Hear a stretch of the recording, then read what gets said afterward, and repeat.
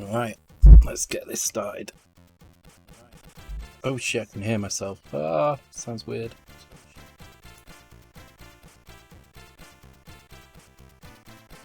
Can't pick a SID. Really?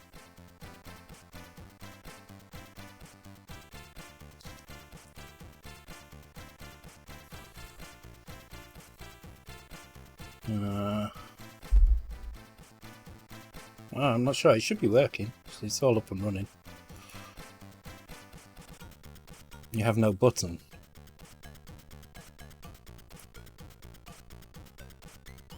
Oh, I need to enable it. Hang on.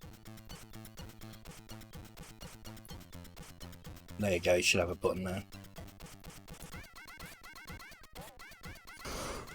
So I've added extra points. You've queued object. Oh, that's good. That's good that it's done that. Okay, so there's the first bug of the night. Object, you have queued something. But for some reason it reads out wrong. But I'm not going to restart the thing just for that. Right, I'm going to finish off the wine that I had last stream. Let me first of all say hi to everybody. Who've we got here? So we've got Mr. G, Andy Magic Knight, Foray, Prince Phase, Cakepocalypse, Spec Comster, Mad Beagle, Crazy UK. Yeah, hi guys. Yeah, unfortunately I've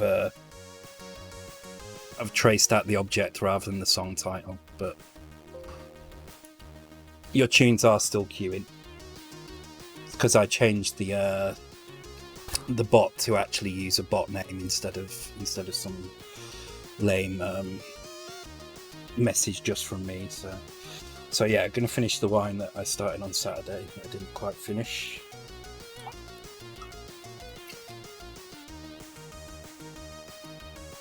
Before we start, I just wanted to show you. Well, first of all, I fixed my build, so now it will always error if something goes wrong. It's because I was running 2 commands but only checking once. Let me start the races as well.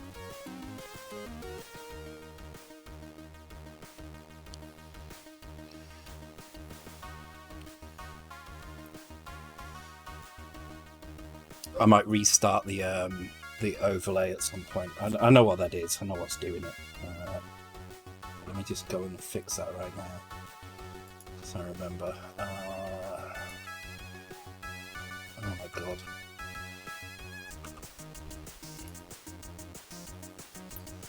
It's this thing down here.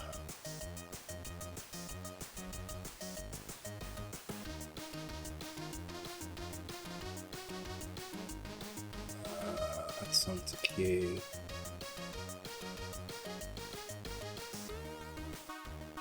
I think it's just this. I think it just needs to be path.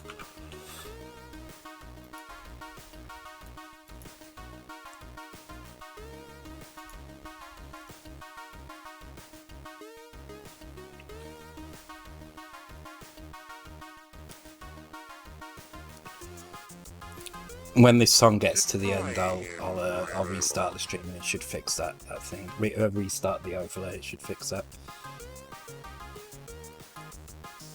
Okay. Oops, wrong way, that way.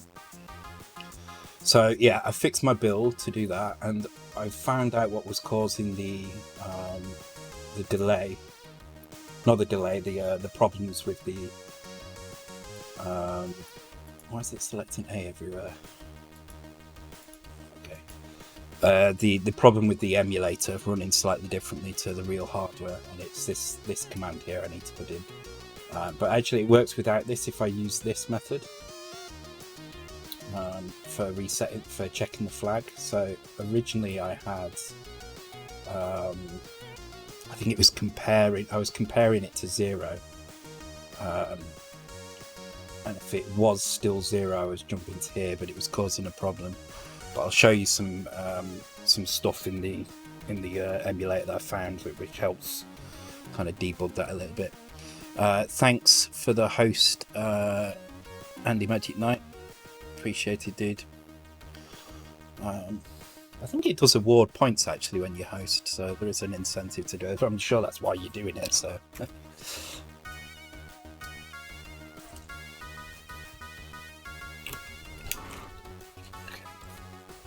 Just gonna wait for this song to finish, and then I'll just refresh the overlay, and it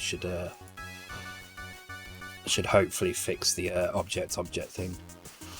I've also fixed the race as well, so I added a load of information in my Discord channels to how what changes I've made basically to the overlay, and I'll do that every time I make changes as well, so you guys can know. But yeah, you can now buy buy shimmy shillings using channel points. Just make sure you only do it when I'm online, because if you try to do it when I'm offline, it's going to use the points and it's not going to award you any shimmy shillings. So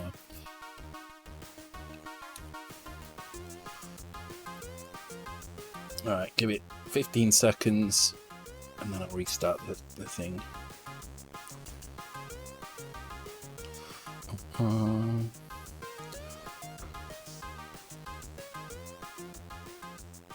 Okay, restarting it now.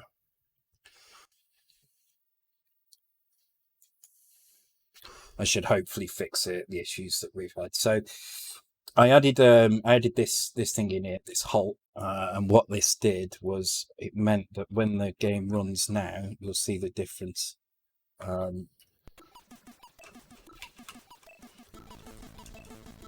Actually, it doesn't seem very different, but I think it is. I might have messed around with the timings as well, because I was playing around with it a little bit. But it now matches what you see on the real device. I'll put this code back and I'll show you the difference. Let me restart the races again, because they won't be started now. So there we go. So the original code, let me just comment this lot out. The original code was this. It was loading the ready flag, and then it was comparing cumulative with 0, which is the same as doing that, but I like to do that so it's explicit. And then jump is 0 to main loop.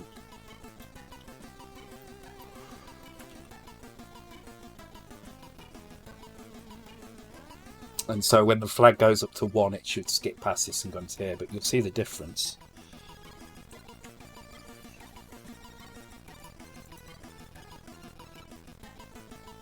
Oh, in fact, it breaks massively. Okay. And then if I put the halt in,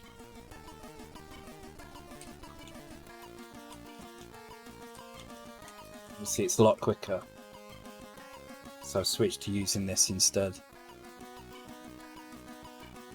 I can't explain why that works. I need to look into it in more detail. I think there's something weird going on in the emulator. No, they still win by the same amount, but the difference is now is that instead of the track scrolling all the time, the visual element of what's being displayed is more accurate. So when will you be able to bet on the loser? We need to be able to bet on the loser. I was thinking about that, doing like trifecta bets and trifecta box bets and stuff, and you know, award an amount if you can pick the first. If you can pick the first 3 in any order, then gaining 6 of your bet back, sort of thing. But I don't know. I might do that at some point. I'm just gonna leave it as it is for now. So anyway, this is the code that I ended up going with, and it seems to have fixed it. One thing I was looking at as well, so I also fixed the random loop as well. So I know I said I wouldn't do any of this off stream, but there was just a few little things I looked at for about half an hour the other day. Trying to find the random stuff now. Is it the beginning here, maybe? I can't actually remember where the random is now.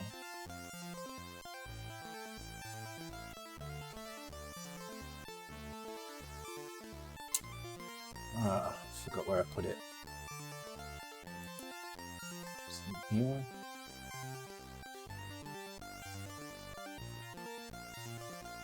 This one, yeah. So I found this version of random, and it seems to work a lot better. I don't know why the version I've got doesn't work. I'm guessing it's something to do with the flags caused by doing these things that I just don't quite understand yet. So I use this method. It does use one more register, but it's fine for what I want. So what that means is now the torches flicker a lot better now, so they flicker properly and not kind of in sequence as they were doing before. Then I discovered, because I'm using palette switching here, that I could probably do something else. So I put some temporary code in. I'm probably going to remove it at some point. It's not that one, is it? Where is it? This one? Yeah, this one. So I put this code in, and what this is doing is changing another color in another section of the palette. And this has the effect of making, well, it makes the HUD flicker as well, but if I go down to here, for instance, you can see now that the light makes, ignoring the HUD, obviously, so get rid of the HUD because it's quite distracting. It makes the highlights on stuff flicker as well, which looks kind of nice, I think. I'd need to do some changes to make sure that it doesn't affect the HUD and that it only happens when there's torches on screen.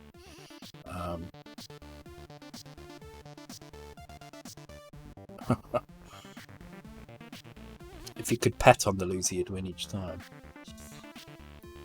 Yeah, so I mean, I'm going to leave it turned off for now, but this is something potentially we can add, which is a nice kind of upgrade to the Game Boy version. Just being able to flicker those, flicker the highlights on certain objects.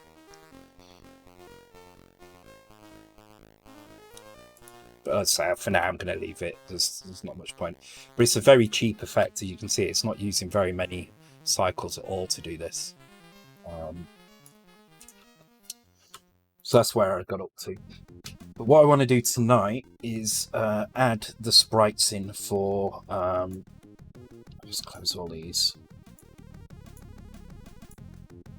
I want to add the sprites in for this mode, because at the moment we've got everything in place that we need, except for the sprite. The sprite is wrong. So the doors work with the keys as well. That all kind of matches and looks good. Need to change some of the background as well. So like torches won't be there in this mode, for instance, or they'll be very basic. They won't be animated. They won't have the bricks around them. Just small changes like that. So there is a bit of a difference between the two. But I want to put the sprite in. So what I did today was I took the sprite from Doc, which hopefully I can load in here. So this is the original sprites from Doc, and this is the sprite that I require. This one here. Now the problem with this is it's a little bit too tall, so I couldn't. It's high res, so it was nice and easy. It would have been nice and easy to copy, except it's just too tall. So the sprites that we've got on the Game Boy is 16 by 16, so this size here. This doesn't quite fit in. So what I did was I shaved a little bit off the top of his head like that, and took a chunk out of his body like that, and removed the bottom line. And in all cases, that was enough to squeeze it in. So you can see 3, 4, 5 lines saved, so that's 16. So that's what I did today. That result is here. You can see there. So it looks almost the same. There is a slight difference, but it's kind of been the same style and almost identical. The walk pattern is slightly different because I wanted it to just match exactly with what we've got up here. But that's not a problem because we can reverse the sprites. We don't have to have the duplicates like we do up here. You see here we've got duplicate sprites for facing the other direction, so we don't need that. And for jumping as well. All we need to do is create a copy of these sprites and just shift in memory basically when we're at the right place. So I think this should be pretty easy to put in. I need to go and check where they load in. to make sure they do load in. So yeah, they do load into memory here. And we do have a beginning and an end, so they should just load into memory. So I can check that by going and having a look in the debugger, which I know, not that one, damn it. There is another button as well. Oh, something I found, which was, and now I can't remember how to get it. Oh, so Control, no, Shift F9, Control F8. Oh, what was it now?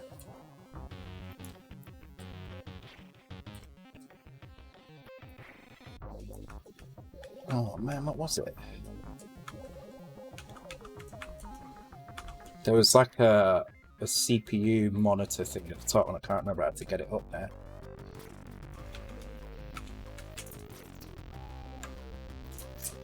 Oops. I just pulled all my buttons off, damn it.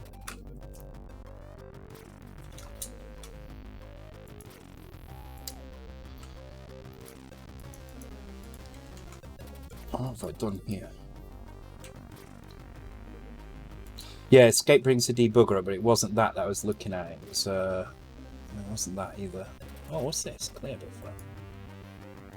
That's interesting. There was like a performance monitor up there, and I can't remember how to bring it up now.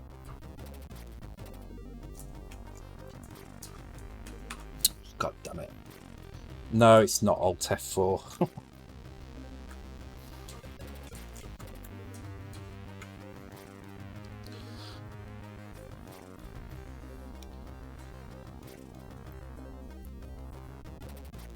Damn it, I can't remember what it was. But what it shows, again, I've locked the screen. What it showed up here was the CPU time and the CPU time that was left every frame. And you could see with the halt instruction in it had loads left. Otherwise, what it was doing, it was just showing full all the time.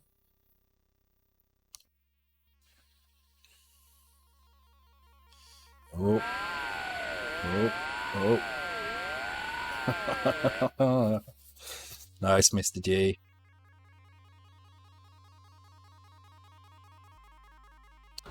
Hello, Ken Kamoon, and thank you for the follow, dude. Appreciate it. No, I haven't added any sounds yet. I wanted to make sure that the I need to find good sounds for it.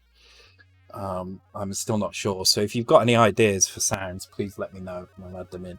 I'm trying to find a decent winning sound for each one as well. Can I make the music a bit louder? Yeah, sure.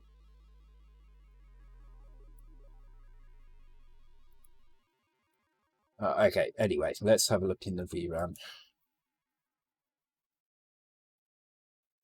But yeah, the sprites are loading in here, that's fine, that's good.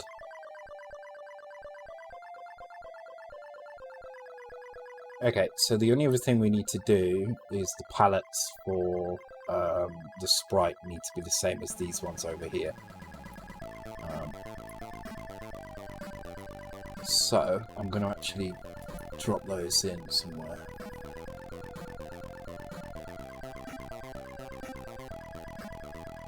Where the palettes are. It's not those ones.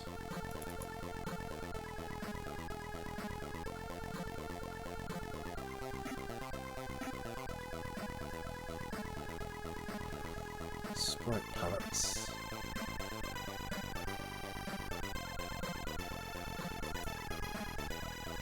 Okay. So actually I should just be able to copy it from here.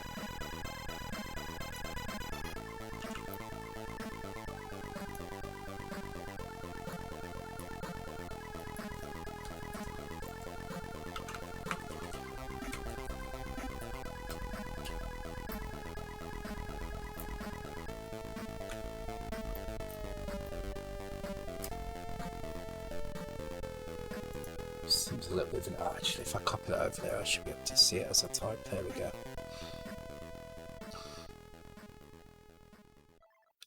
3B11. Hopefully it works this way around. 6 beats.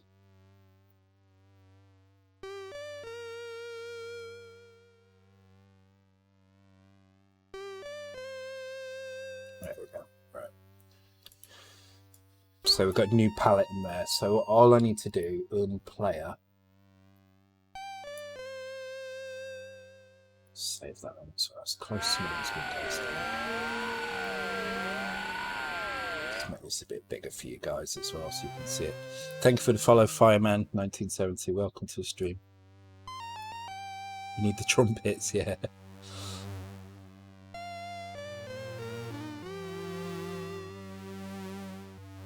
Yeah, that would be pretty good actually. Trumpets would be ideal.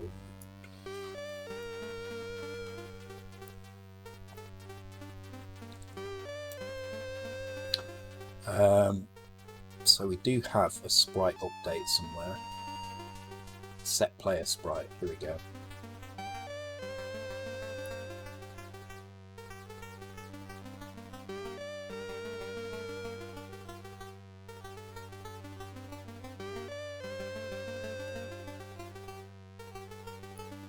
Here we go.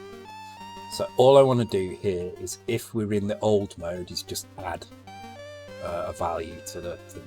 So this is sprite. Well, actually, let's go and have a look in here.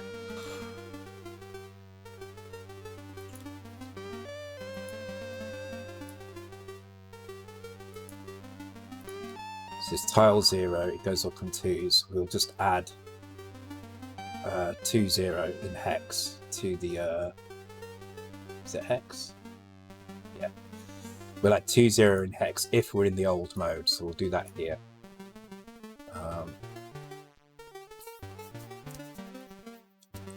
So I'm going to. How best to do this? Well, we can do this in 2 sections, I think. So if we load emulator with, I need to bring up the RAM stuff in here.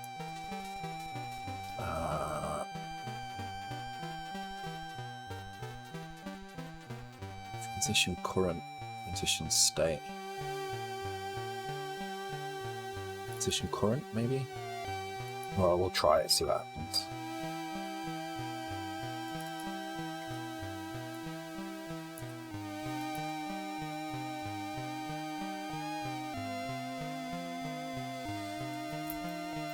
And compare that to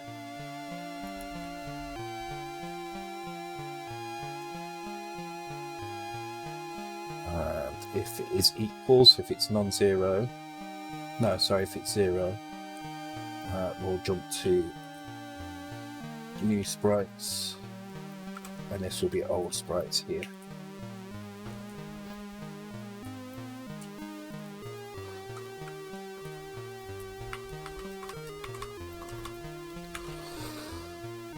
So old sprites is going to add 20 to the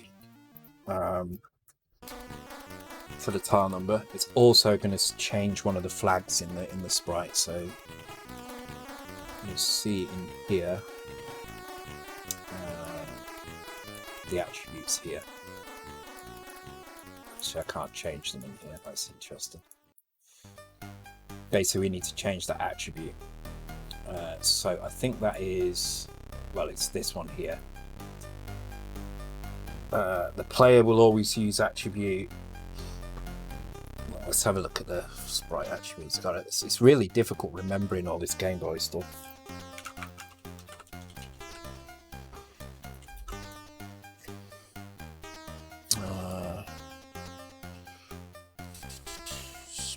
Game Boy OAM attributes. Here we go.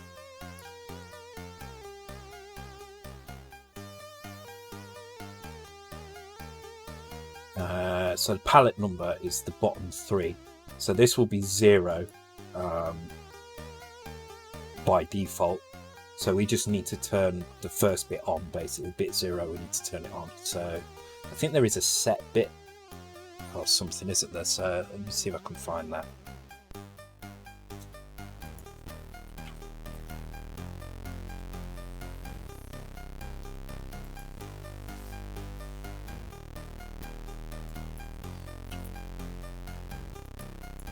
It's like a set bit or something. 8-bit arithmetic logic, bit operations set. There we go. It's quite simple. set bit U3. So I just do set 0. A. Oh, there we go. Ah, thanks, Specconster. Yeah, that's what I've gone for.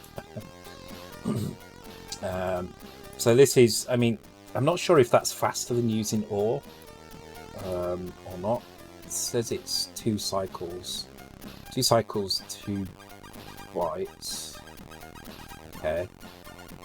I can't imagine that OR is going to be quicker. Oh, OR is quicker actually. So, okay, let's use OR then. OR is quicker, yeah.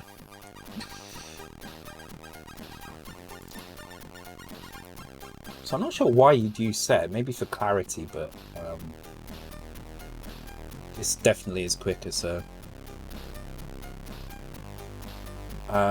I don't care, whatever the other bits are, I want to leave them alone. All I want to do is set that first bit, so...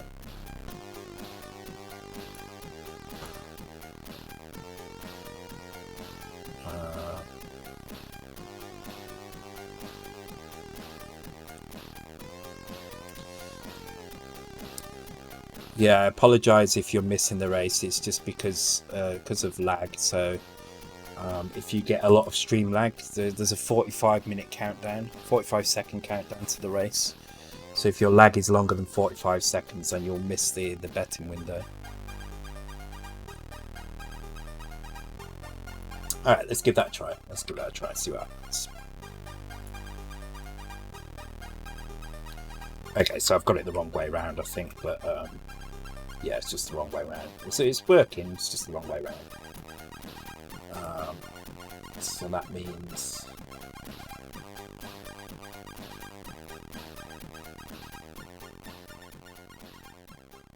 That doesn't make any sense.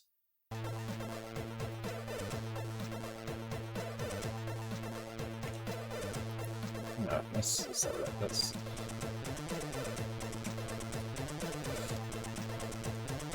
Oh no, the sprite was correct, but the OR was wrong. Okay.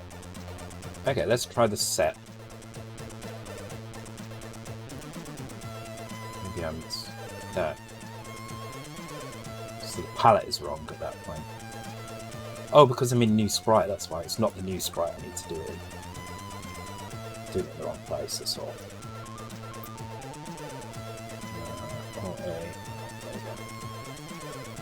So I had it right, it's just I was using the wrong... That's cool, there we go.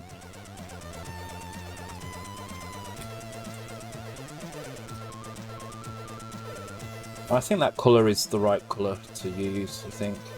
Now the problem we've got at the moment is this is using the normal jump routine, so this is kind of wrong. But we now have a system that kind of works and keeps the mono and colour versions separate, which is good. What the hell is that I've got in the corner? Got like a little weird little icon in the corner. Ooh. Okay, well whatever it was, I shouldn't click it. Yeah, using BGB. So I tried a couple actually on the last stream. This is still the best one of them all, I think. They all had similar issues to BGB. The one thing I've learned is it's not accurate. Not as accurate as Vice, anyway.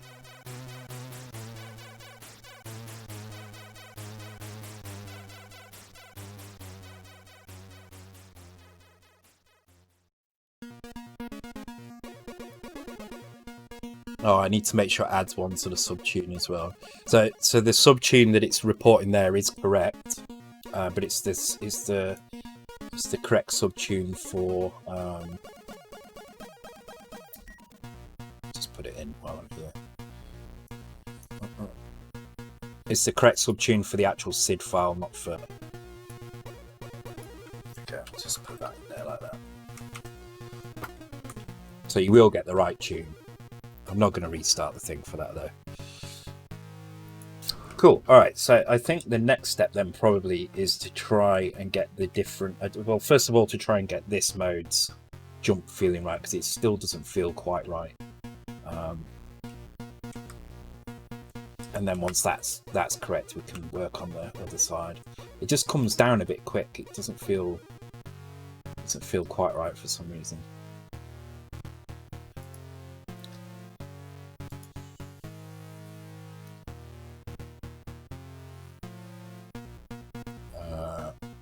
It's really weird looking at massive text.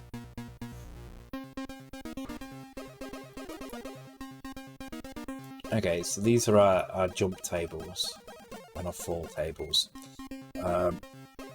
So first of all, I want to check them against the original, because I can't remember what which line of these was the original now. So let's just check those.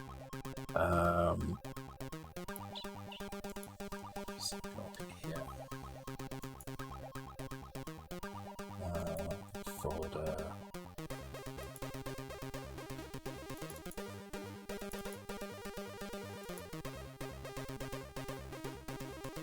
Oh god, it's this code. I forget how bad this code is at times. Finding anything in it was a nightmare.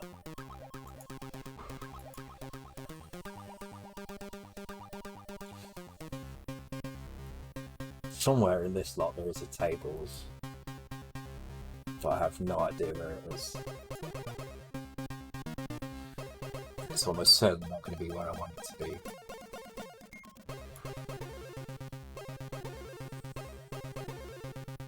Yeah, so this is the random function that I used in doc, and I don't know why it's not working the same in Z80, but it's not. Yeah, I've got emulate as in reality set, but for some reason it's just different. Hey, Red Fox Creates, welcome to the stream.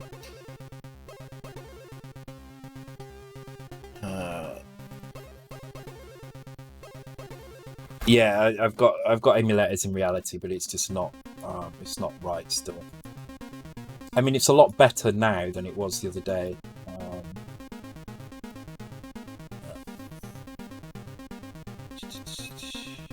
Where is it? It's in here somewhere.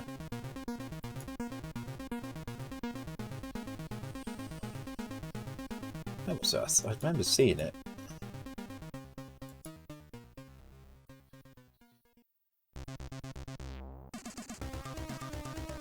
I thought it was in here, but it's not.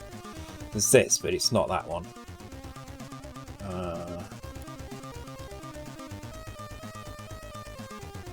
Maybe it wasn't in this section, maybe it was somewhere else. Oh, there you go. Emulate accurate as in reality, yeah. I just think there's certain combinations of things that VGB is not set up to handle very well.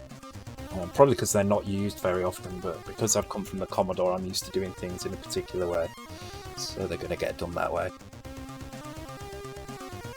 Oh god, I'm going through this line very quickly. Take my time. Alright, where the hell is this jump table? Oh,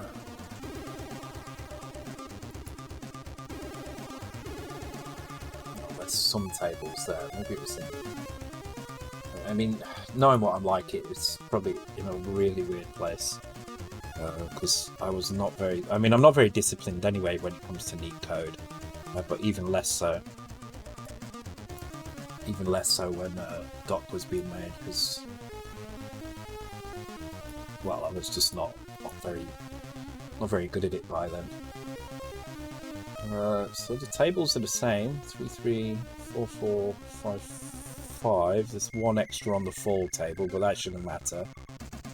The jump table 5, 5, 4, 4. Okay, the jump table goes a bit higher. Let's try copying that.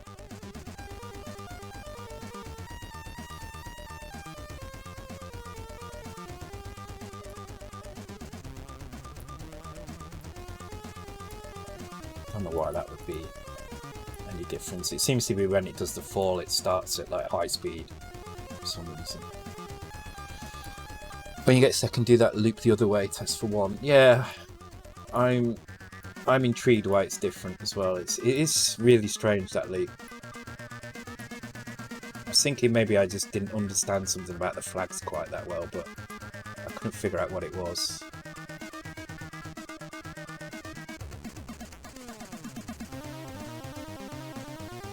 How am I? Says Red Fox. I'm pretty good, thank you. I slept a ridiculous amount yesterday. So I fell asleep yesterday at about 5 PM, and I slept till 9 AM this morning. I actually got up kind of late for work, so yeah. Redeem Listen doesn't work anymore, but you can just do Listen on its own now. F11, okay.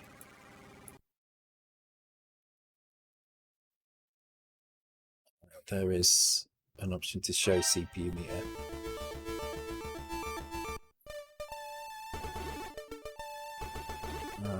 Whereabouts? Oh yeah, there we go. But there's another one as well, and that's still not the one anyway. That's this thing here, I think. Oh god, I wish I could remember what it was.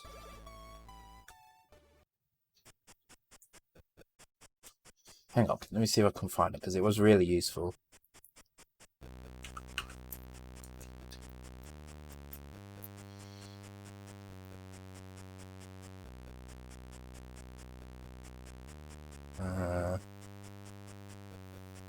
So I found it by mistake, trying to use all the different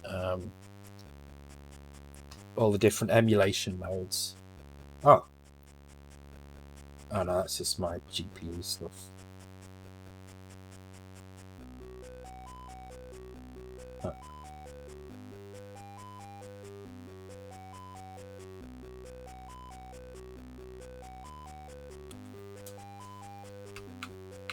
Ah, there we go. It's not the F keys.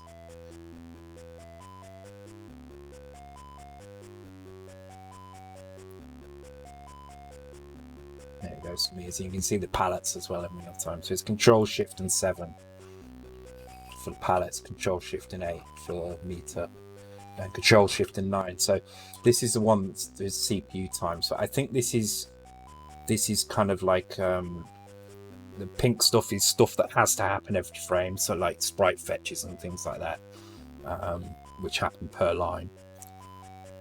And then yellow is the actual CPU time I'm using. So just let's save that as it is at the moment, and just go back to this. So I was going to change this just to try that loop backwards for Spectrum. But if I get rid of this halt here, so obviously it's going to go completely haywire now. Actually, it hasn't gone haywire. My jump's really big though. But if I do, you see how the yellow is filling all the way up now. This is because there's no idle time. So this basically forces some idle time. So in terms of like battery power, this now would actually eat the Game Boy battery, because the entire frame is basically making the CPU work.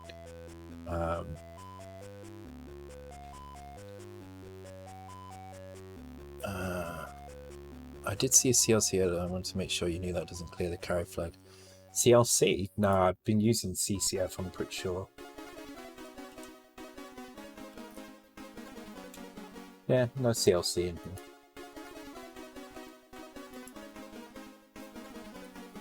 I might have typed it and then deleted it.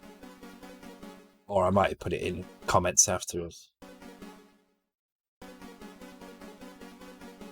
CCF doesn't clear carry. Really? What the hell's it for then?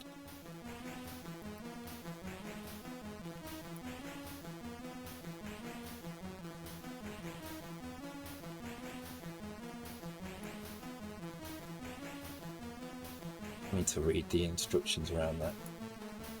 Complement carry flag. Oh, so it inverts the carry. Ah, okay. Oh, shit. Okay, that's something to be aware of. I didn't realise that. So how do you clear the carry flag then? Or A. Ah, right, okay, yeah. So or A will not do anything, but it will clear the carry flag. Ah, okay. Well, that's, yeah. Is there a difference in performance between those two?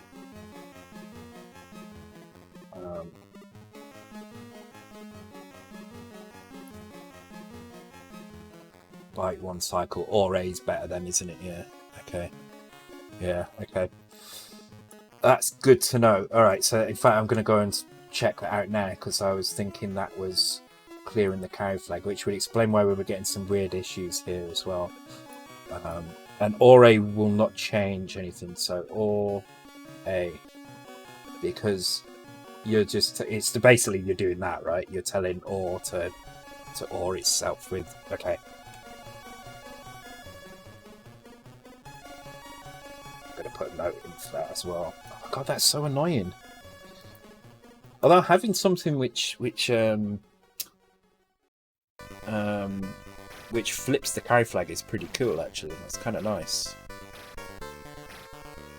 That was the only place it was being used, though, so... And I'm not sure why. It's probably unnecessary, because...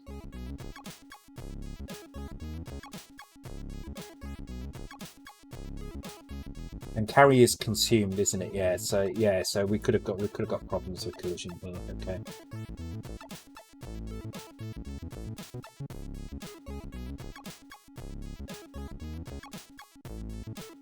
At least the queue's working there.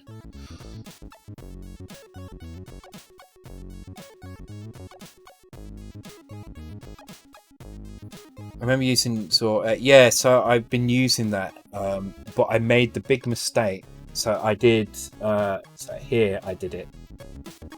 You can see actually where I had the comment. So I mistakenly did this. Instead of that.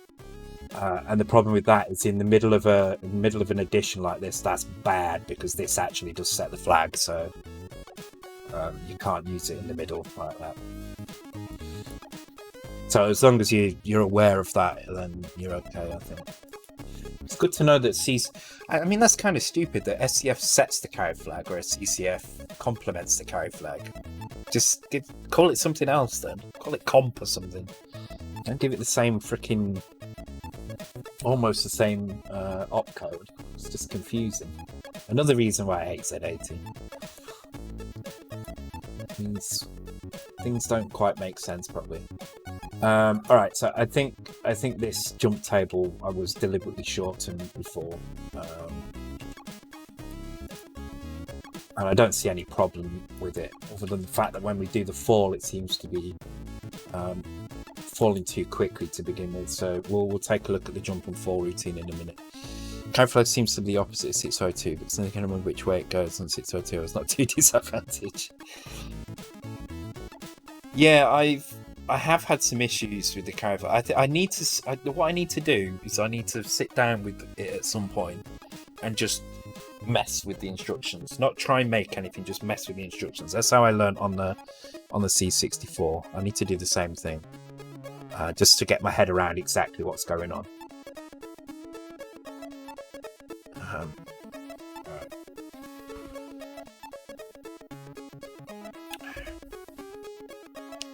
Oh, I didn't add points to anybody, did I? Let me add some points.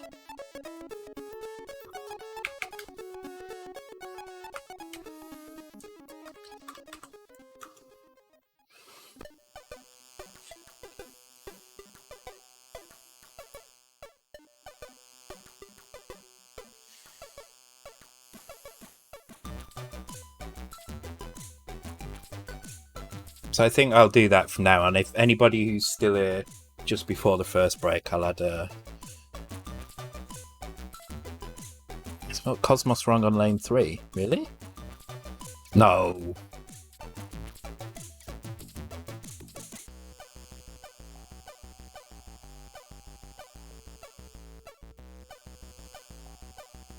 Oh, I wrote Comsos. Damn it. Yeah, let me check.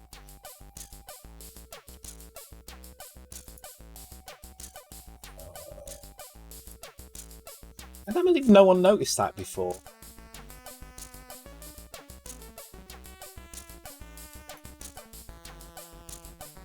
Where is it? It's in this lot, isn't it? Oh, I did as well. Thank you for spotting that. Yeah, that was running. That was running for 5 hours, 6 hours or so, and no one spotted it. Or at least no one mentioned it to me anyway.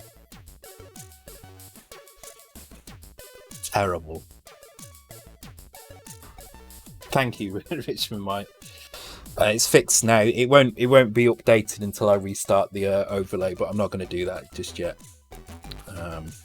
I'll do that on the we let you leave bugs in the code just to wind you up. I'll restart it. Actually, I'll restart at the end of this tune because I'll go for a break as well in a minute. It's only 20 seconds to go. So yeah, we'll work on getting this this jump arc correct now, because it does seem to be just falling at the same speed downwards. Like it's immediately going to maximum jump speed. It probably just means we're not resetting the index, so I'll do that. Okay. Right, I'm going to put this this tune back on. I don't know who requested it, Mr. G. I'll restart the tune in a second. Grand Monster Slam. Okay.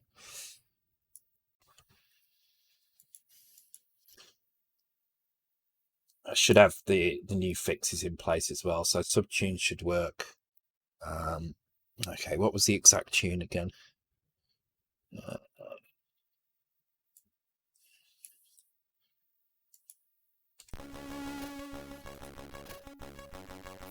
So if I just search for Chris Grand Monster Slam.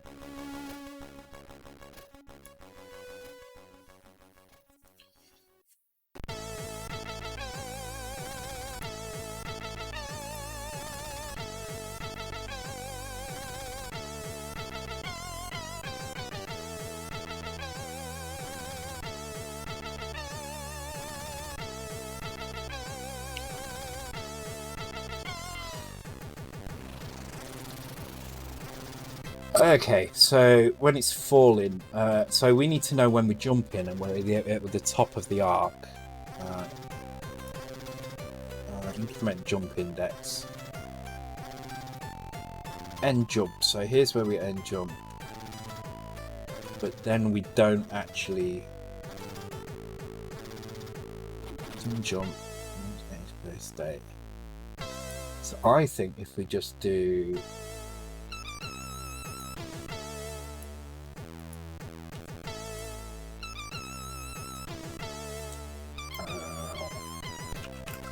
well, we can do the Z80 here. So there we go. I think that might actually fix it. I've now got a button for when I go for break, so I can just restart the races. That's much better.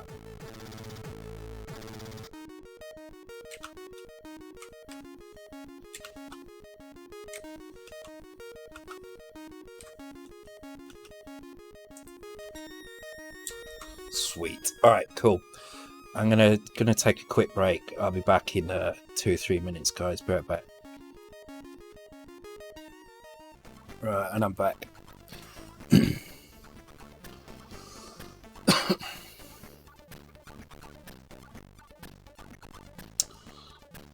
I've got that race set up much better now. And just a reminder as well, you can buy more shillings with channel points as well.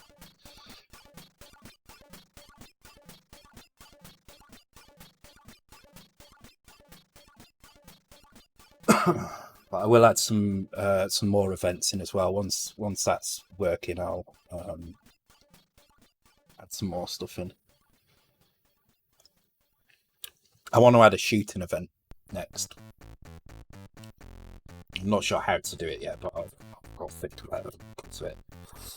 Okay, right, so let's see how far it can jump. So if I'm stood on the edge here, how far can I get to the edge? Okay, so basically 1 foot on the edge, so I'll be able to jump from here. Oops, that's the right button.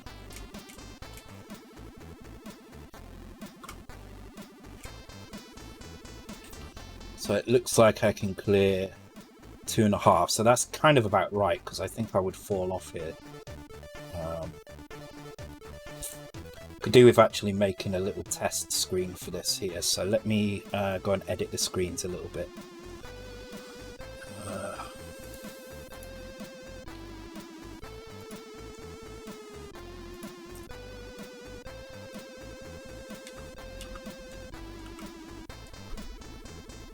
Better if I could actually see what I'm typing in here.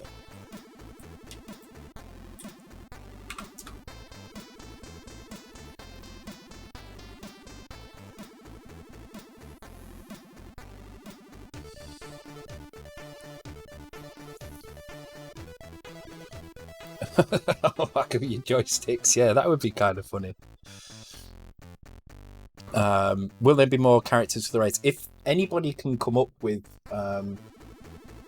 some ideas for C64 characters that have some kind of boost mechanism, I was struggling to think of 4. But if you can come up with some, then I'll gladly add more in, and then it can be random. Each race can be random as to who appears there, sort of thing. Also, the odds, would the odds change per race? Yeah, the odds would change depending on who they're racing against, so I'd have to do some clever maths around it.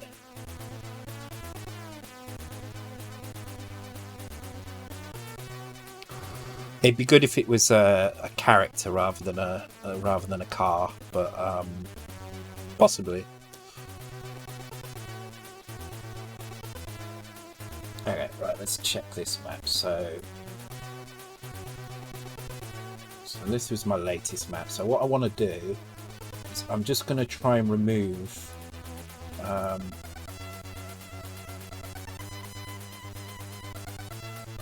going to edit this screen here, so let me scroll in a little bit.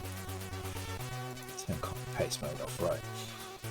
So first of all, I'm going to put some ground in. So this is just temporary. And then I'm going to remove 3 of the pieces here. So I'm going to get rid of those. Just put the waterfall in here. So I'm hoping that in normal mode he can't jump this far. I want a space of 3 to only be jumpable by the mono style. So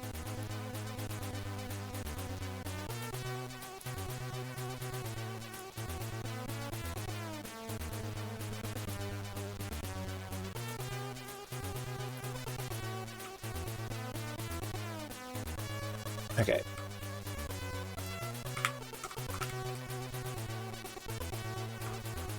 Oops. Oh no, you can get across, okay. But you can't get to this one here, so let's remove 1 more.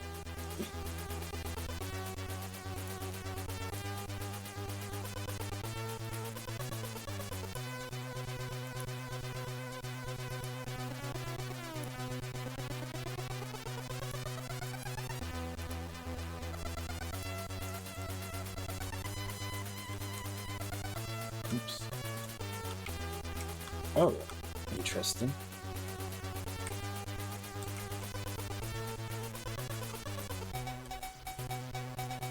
Not sure what's going on there.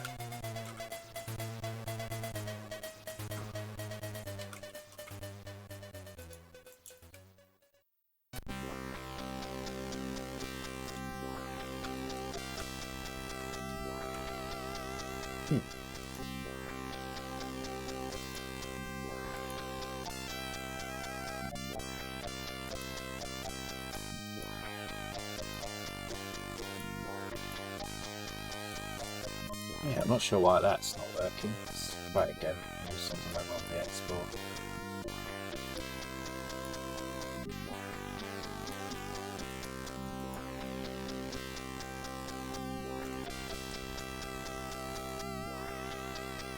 Bruce Lee, that's a good one. I'm going to write that down. That is a very good one.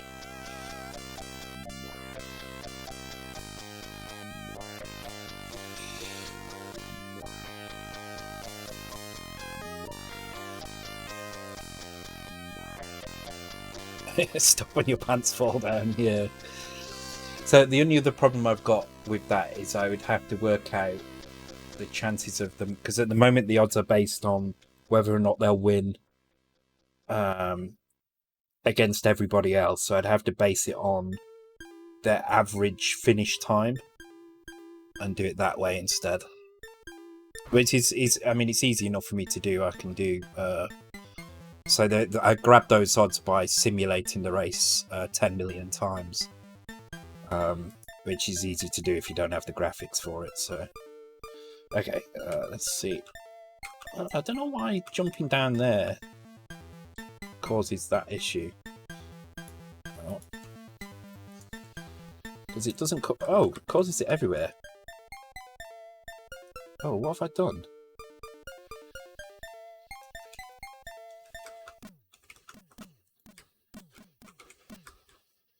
Have I caused a new collision somewhere or something?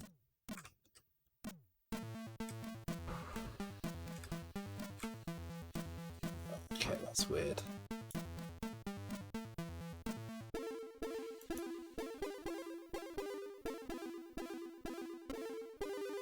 Not sure why that would be doing that.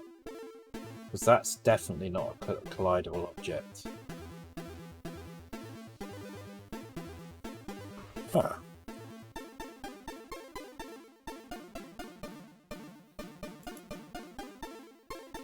Maybe I've broken this somehow. I mean...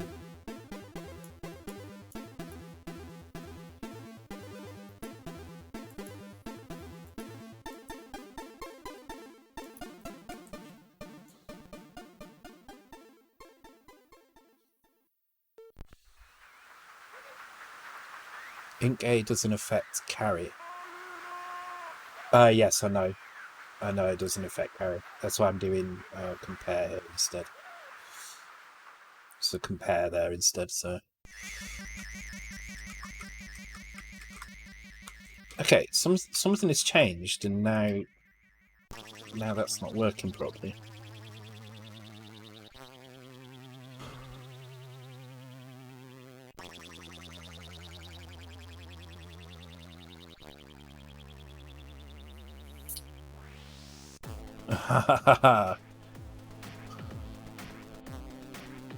Ma'am annihilated that.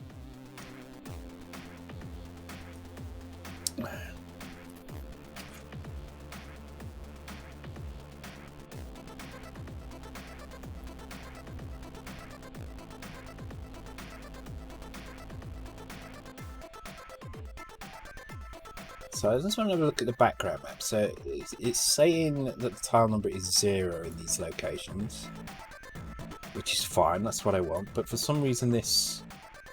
Oh, hang on, what's this? Or state 4. Let me just get rid of these 2 lines a second. Now, those are the 2 new lines that I've added in.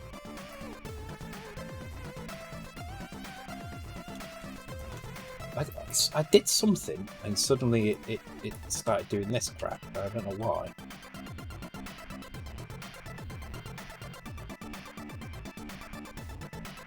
Oh, hang on. That shouldn't be there, that's why. There we go. I added an extra line and I hadn't noticed. Cool, so now I shouldn't be able to jump over that gap. Yeah, I can't, okay. Could do with putting something to stop me flying off the screen as well. Just do that, there we go.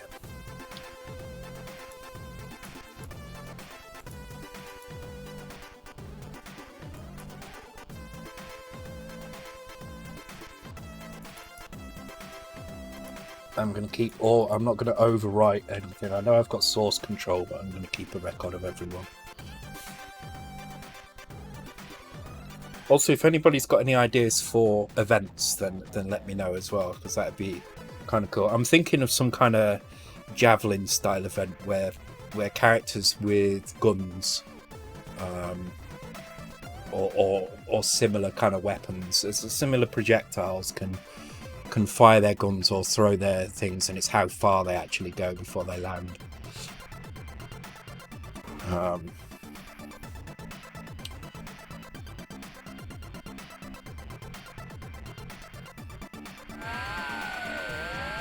Thank you for the follow, Flory.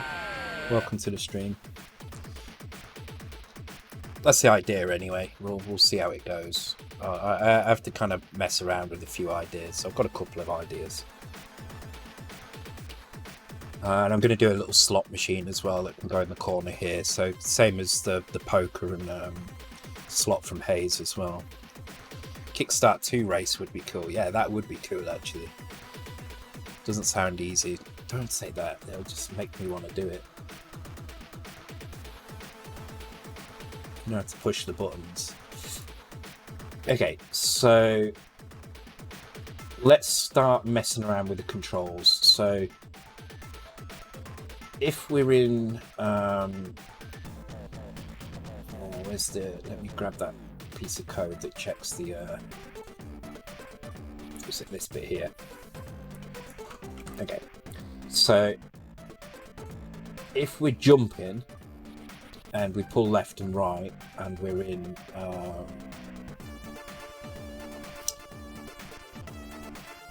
check we can walk left, so let's do the left side first. So basically what I want to happen is if you, so in this mode, if you jump,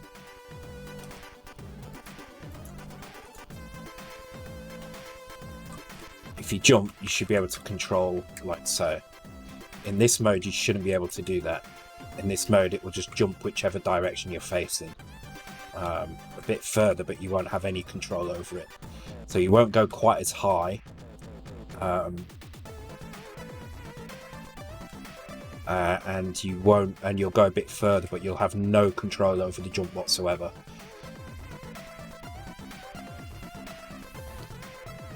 Change the track to water when they have a swim event. Yeah, actually there's a few characters that have got swimming animations as well. So there is Clyde from Creatures has a swim. There is Sam from Sam's Journey has a swim. Yeah, swimming event's not a bad idea actually. I'll write that in. That's a good one. It should be easy to do as well. I'll probably just reuse the water animation from Creatures.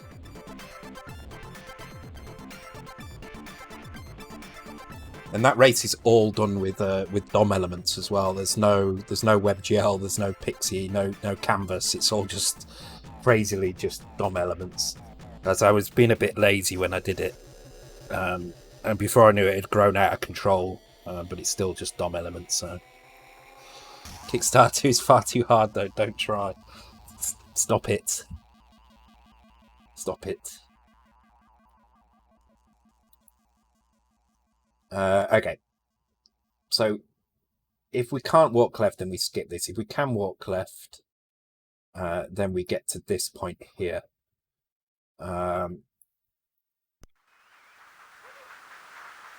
So the first thing we need to do here is we need to check. Oh damn it! I've lost the thing already.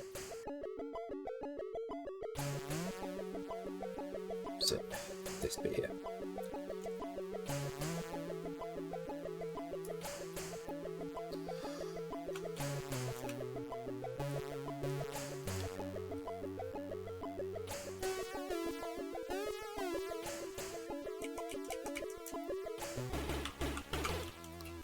I'm just going to call this standard left.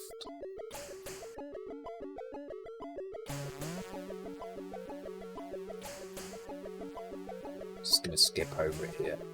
So I just want to see if I try and pull left, does it fail? It should fail in one mode. I'm not sure which mode it's going to fail in because I still don't quite understand what's going on here. Has it failed? Unknown symbol, skip that, there we go.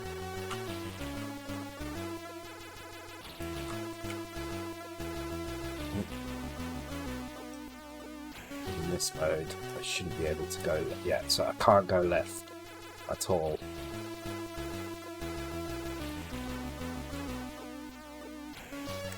So I also need to check if I'm jumping, so I need to get the player state.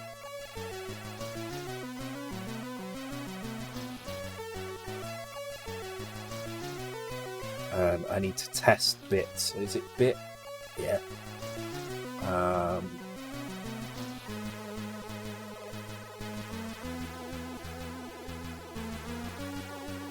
Actually, no, I need to and it. I'll do it that way, it's probably easier. So, and the accumulator with a value, so I can use an 8-bit value, so I'm going to use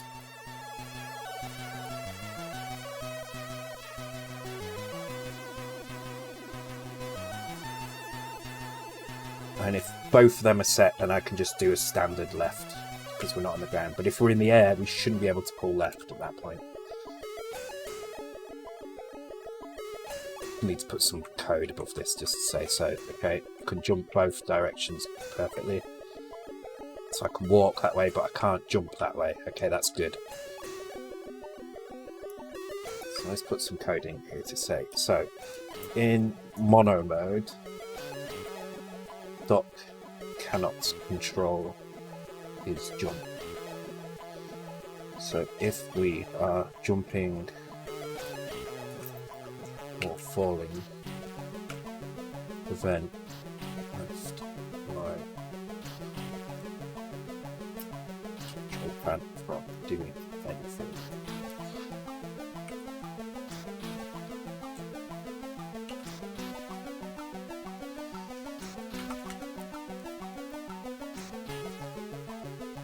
So let's copy that into the right side as well.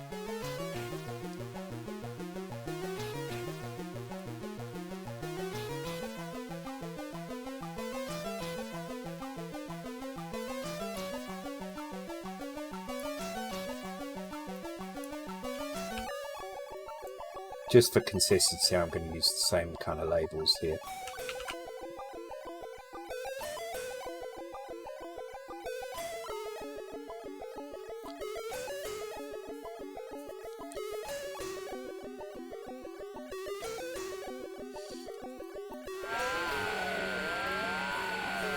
Yeah, I'm not sure what to set the, I keep trying to scroll your head, so that's like 4 times, yeah. Okay, so that should prevent us from going both directions now, hopefully. Thank you for the follow, Null X Dead Beef. Welcome to the stream, dude. Okay, so I can jump this way, jump that way, that's good, but in this mode, I can only jump up, and that's correct currently. Now, what we're going to do now is we're going to force the player to actually move in this direction slightly quicker than he would do. Where is it? There is a player X into HL. There should be an increment of it somewhere. No, it's not that bit.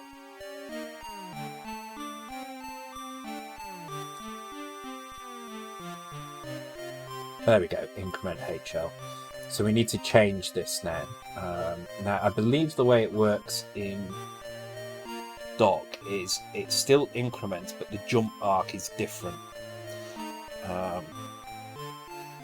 Hey, BitMouseSoft, you did it as well. I'm not sure what to play tonight. I kind of want to play some Last of Us because I haven't played it for a while. But I've got a roguelike card game that I've been playing that I might have a quick go on because I'd like people to see that game. I think it's pretty good. So I might have a go at that just to demonstrate. I actually think it'd make a very good Commodore game as well, actually. It would be easy enough to do anyway. Just need lots of graphics, I guess. Last of Us 2, good idea. Do it. Yeah, I might just do that. I don't know yet. I'll see how I feel. Actually, you know what? If I just turn the PlayStation on, then at least the road card game is Slay the Spire. I think it's called Sprites. Yeah, Slay the Spire.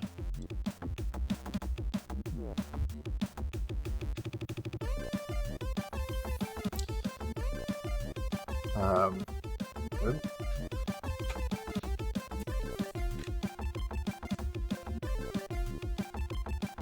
there we go, the PlayStation's on now. what Slay the Spire was. It doesn't surprise me, actually. I mean, it's not a complicated game, so it's not a complicated game in terms of the code that probably goes into making it is probably not that bad, but I can imagine that the balancing for it is an absolute nightmare. It's really, really good game though. It's the best card game I've ever played, and I don't usually like card games, and I really like this game. I've only had it a week, and I've already spent like 15 hours on it or something, because I can load it up on my little tablet thing and just play it in bed, so it's kind of nice.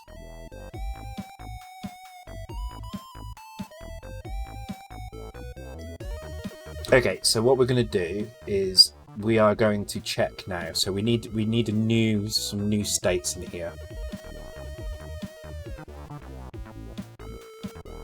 So we're going to have face left and face right.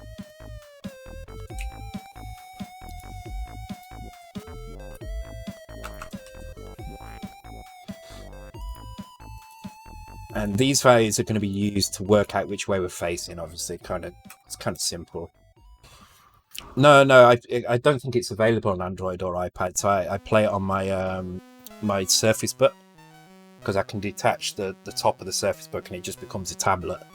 But it can run Windows applications, so I can run Steam games on it. So it works really well.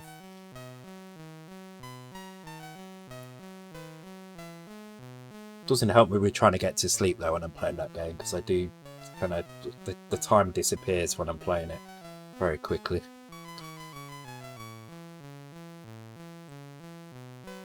I think in fact I will show a little bit at the end, and what I might do on Thursday is just do a Last of Us stream, because let me show you why. So I ordered a new keyboard for the Raspberry Pi C64 project, because the one I had in the machine was missing keys and broken and stuff. So I ordered this, but I don't know if you can see that. It's incredibly yellow. If I just show it down here. Actually, it doesn't look too bad on that light, but it is very yellow. So what I've decided to do is I'm going to strip the keys off it, and I'm going to retro write the keys, but I'm waiting for a nice sunny day. It's not been sunny enough to do it yet. I do have a UV lamp, but I don't know where it is, so I'm going to do it in the real sun. It's the middle of summer, so we should. I'm hoping in the next 7 days we'll at least get at least one day where I can put it out. Thanks for the follow, Gioke. Welcome to the stream. So yeah, I'm gonna strip the keys off it, retro write them so it fits, because otherwise, when I put it in the case, you might be able to tell if I put it against the case. You can kind of tell the difference in colour. It's really, really bad. So I kind of want to get them to. No, I'll be using chemicals. I'm not going to do I'm not going to leave, because I'd have to leave this in the sun for like 3 days or something, and I really don't want to do that. It's going to break the plastic down pretty quickly if I do that. I know people say it's fine, but I do not trust it. I've seen what happens to plastic when it's left out in the sun. It becomes incredibly brittle. And for something that you're going to be banging all day, you know, on the keys, I don't really want to do that.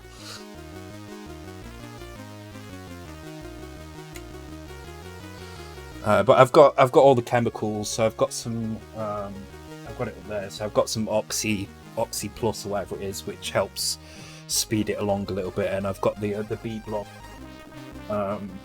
hair peroxide stuff. So I'll just knock up a batch of that, put them outside the tray, and they should be fine. They'll only take about 5 or 6 hours or something. But then we should be pretty good to go. So because of that, I'm not going to do the stream that I was originally planning to do.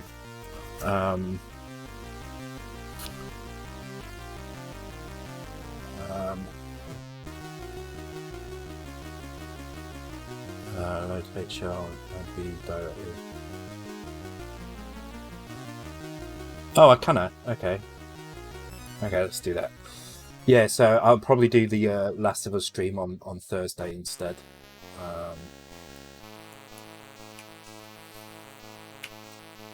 So I've got to remember, so loading something into the byte pointed to by HL, so the address pointed to by HL, and loading something into A can be done easily. It's the other registers that can't. I've got to remember that. So yeah, I think tonight. So I'm going to turn the PlayStation off. Actually, I think tonight I will play some of the Slay the Spire card game. Show you what it's like. It's pretty good. It's pretty good. I apologise to anybody who's not played it and who downloads it and ends up addicted to it, because it is incredibly addictive.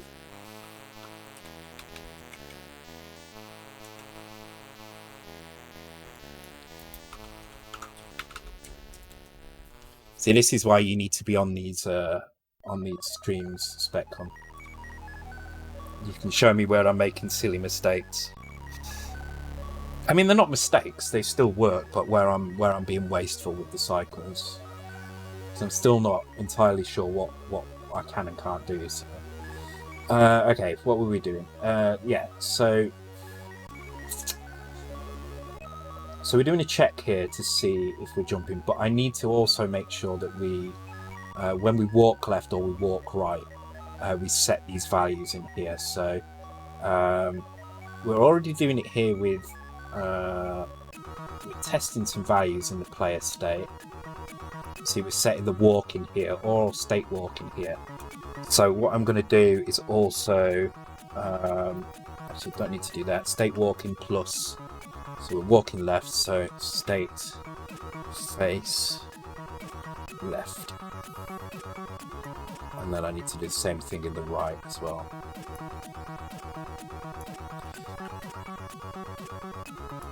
Now, I also need to make sure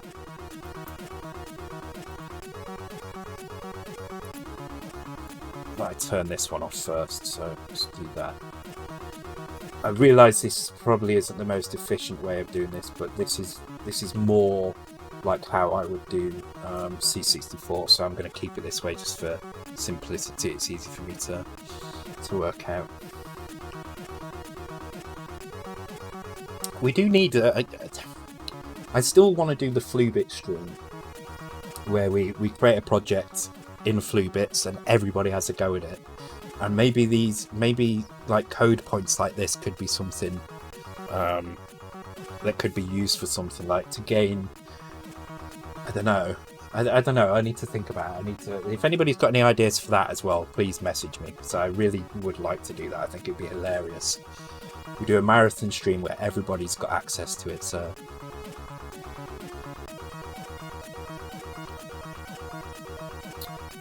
Well, let's check if it is the same on Z80. So,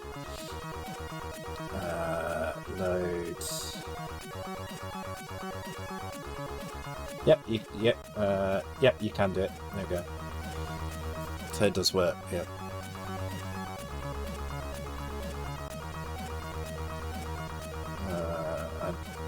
It was saved some cycles as well, so that's good. So 2 cycles plus whatever the load is in the first place. 2 cycles. So it was 4 cycles versus 3 cycles. Byte-wise, it's 2 cycles. Plus, 2 bytes, 1 byte. Yeah. So it was 4 cycles and 3 bytes. This is now 3 cycles and 2 bytes. So yeah, saves a bit. There's probably loads of that Speccom. There really is probably loads of that, because I am still very new to this. This is the first time I've touched Z80. Or Z80.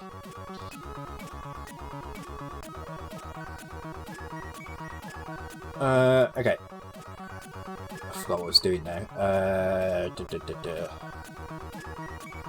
Alright, yeah, so I'm setting this value, this state, face left and face right. So I just want to check these values, and I also want to make sure that we save the right thing. So when we start, so I'm just going to restart the game and see where we start. So we start facing right. Okay, so which is actually wrong. We should be facing left to begin with. Actually, how do we know we're facing left and right? How does it player attribute. Okay, we set the player attribute here. Okay. I just want to make sure that we initialize the same way because it's important.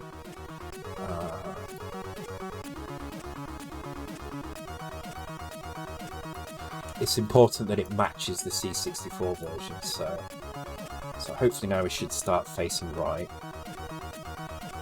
Yeah, we do. Okay, cool. So the only other thing I need to do is I need to make sure that player state equals facing right. Sorry, facing left.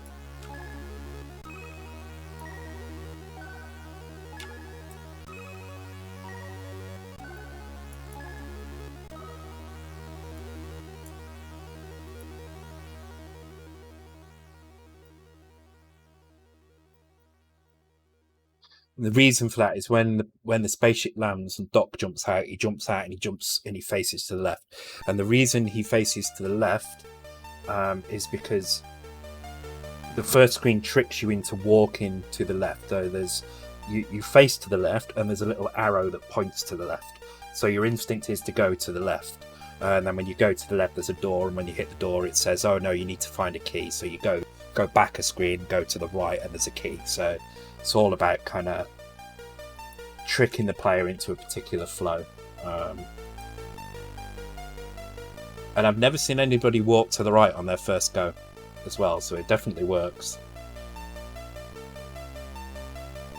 Okay, so let's check in memory to make sure that player state is updated correctly. So C80B.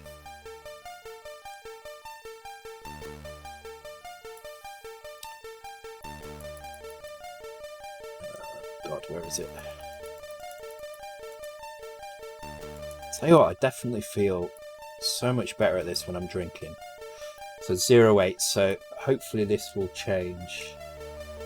It does as well. So we've got 08, 10 when we're facing right, which is correct. 08 when we're facing left. Let's see what happens when we reset. I should have just pressed reset. There is a reset button in here as well. I wish I knew how to jump to a location in here. Well, unfortunately I don't know how. Oh, go to. Shit. C80B. Holy crap. Oh, that's a lot easier. There we go. Cool. And it sets the walking flag, which is fine, but we don't care about the walking flag. All right, cool. Hi, Tazy XD. I'm doing okay. Apparently, you need to sleep, so goodbye. Thank you for joining, and thank you for saying hi. And I'm sorry if I missed you before you went.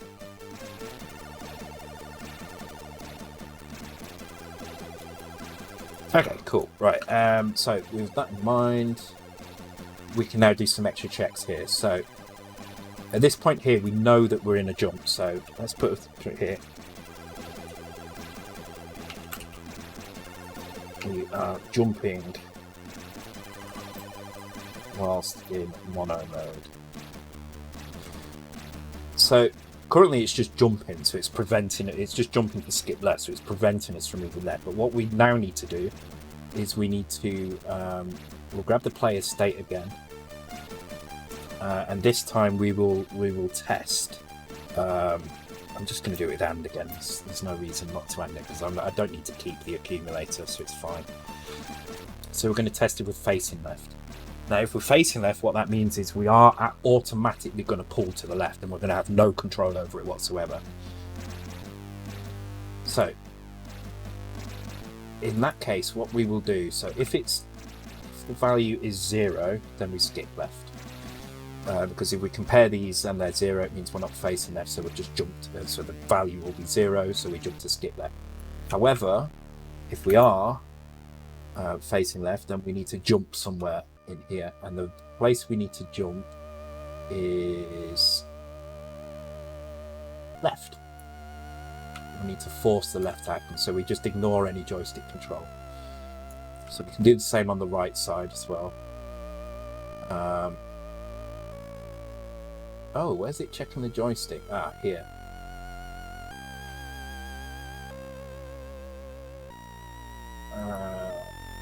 Okay, hold on. What?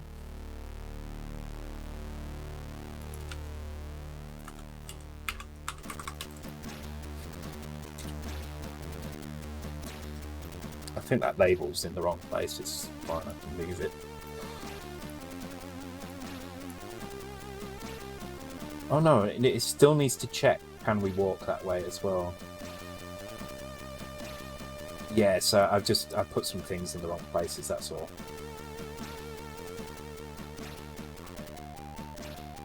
So actually this is correct. Should be like that. Let's have a look. So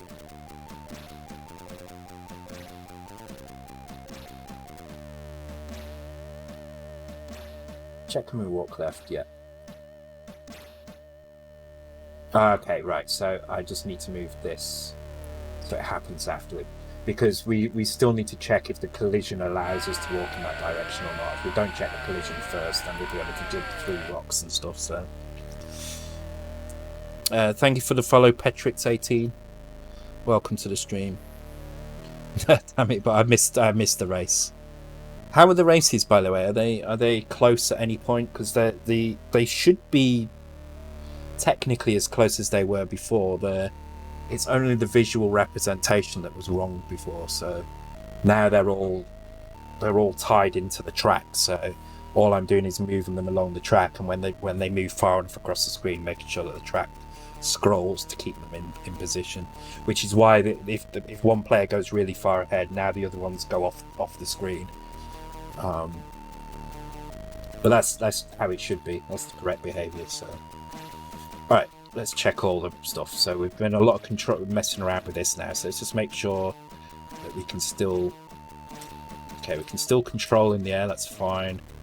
Still drop off things. Okay, I can jump through the rocks now. So that's not good. So let's have a look at that. That was moving right. So if we're moving right, first of all.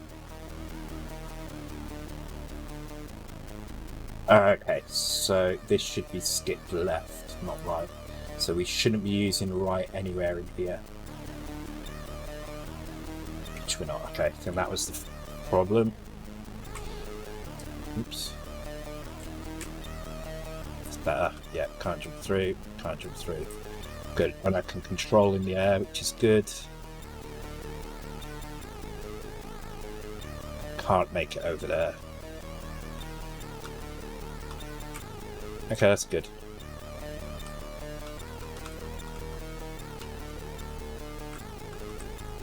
Now if I change to this mode. Okay, it's not forcing me in any direction. So let's just check that the values in the debugger are right.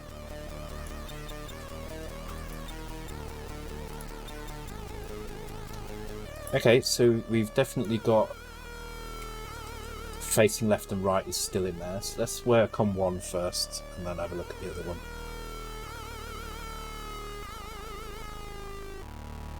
So let's start with the left. Okay, so if we can walk left, then we get to this point.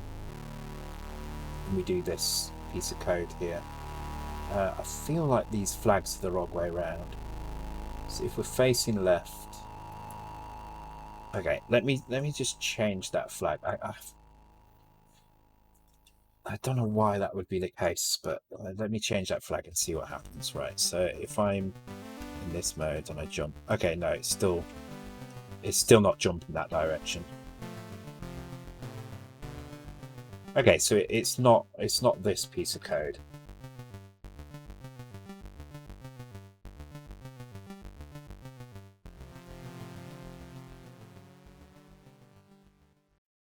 Ah, okay. Because I need to load HL with it here, so I'm actually going to move the HL load up here.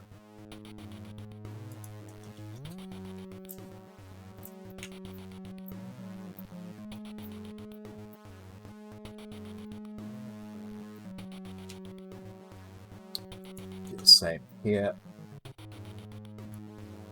Get rid of that one there. There we go. And HL never changes.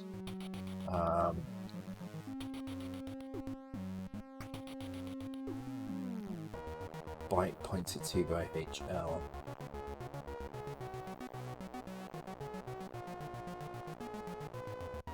Yeah, so it should be fine. Check for screen exit.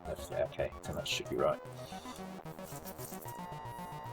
So check that we can still exit the screen, which we can. Can I jump properly? Yep. Can I jump over there? Yep. I can't get over the gap. Okay. Now in this mode.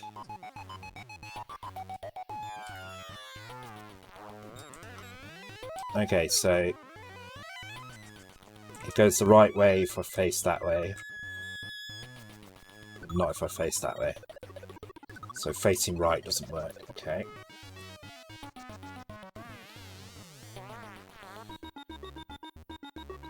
Ah, because we're checking the joystick. We shouldn't be checking the joystick. So here. Cool. I think that should be right. And then all we need to do is increment HL by one more and decrement HL by one more. Nice and easy to do. So so come here, change to this mode, try and jump. I get to there. It's not jumping that way though, that's weird.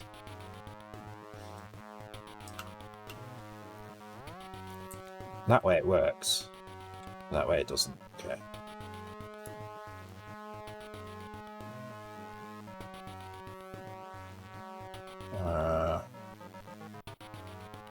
So jumping right doesn't work. Okay, so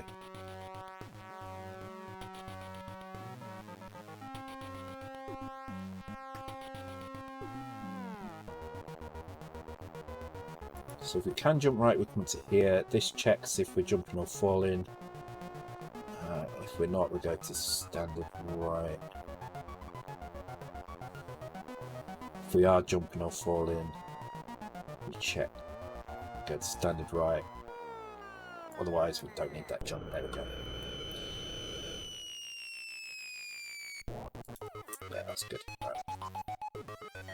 Cool. Getting there slowly. Getting there. Oh, steps. You're over 1,000. You're over 10,000. Wow, okay. Oh, Andy's miles ahead now.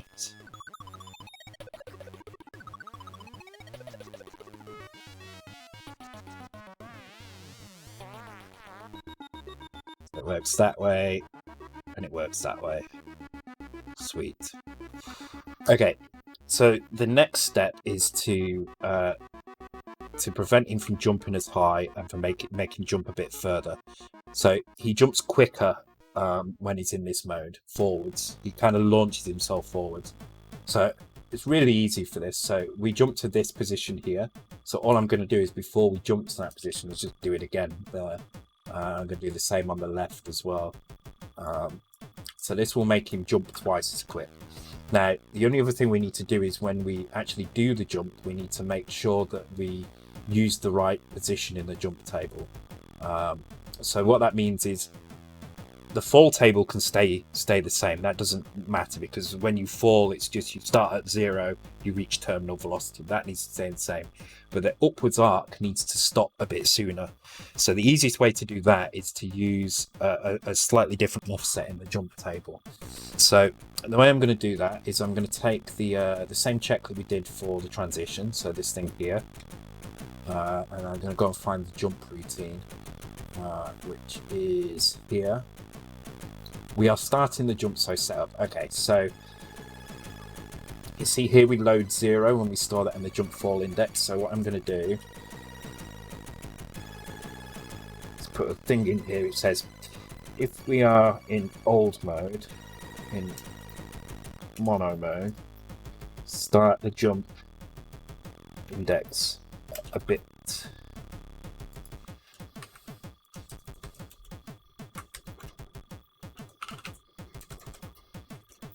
along to reduce its height.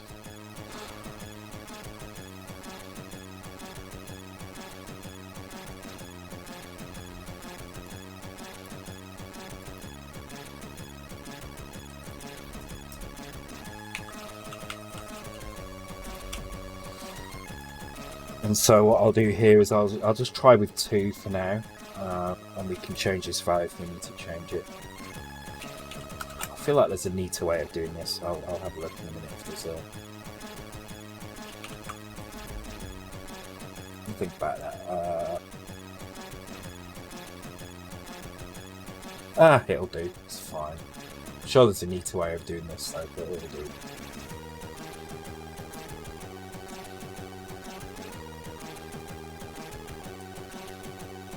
Okay, jumps a little bit too far, but the mechanics are right though. So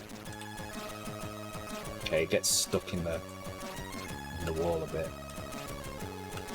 So we might need to do some slightly different collision checking for this. Basically, we can reduce that jump a little bit more. So if we increasing this value reduces mono mode jump height distance.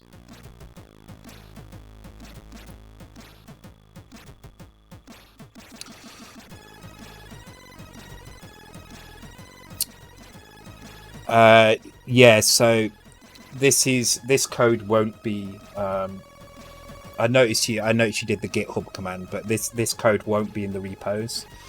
Keeping this one private because I probably am going to release this at some point.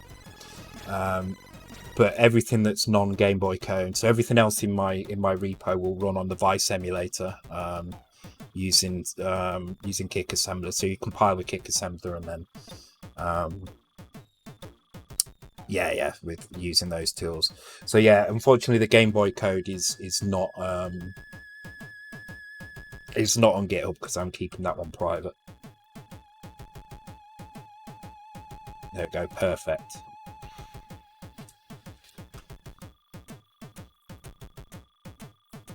So another thing I need to deal with now is the fact that I can kind of stick in the walls.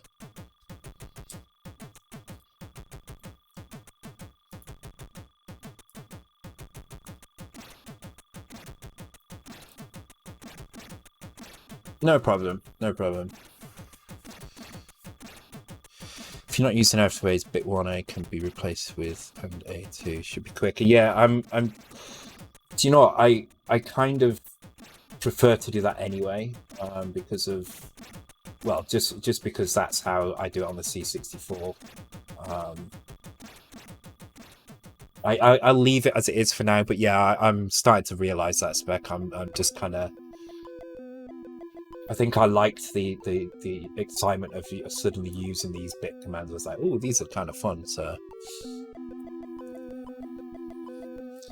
if you've got a spare year or two, you could probably piece it together from the streams. There are a few tiny bits that have been done off stream as well, and you'd have to somehow generate all this data as well. So I mean, you probably could do it, but yeah, it might take a while.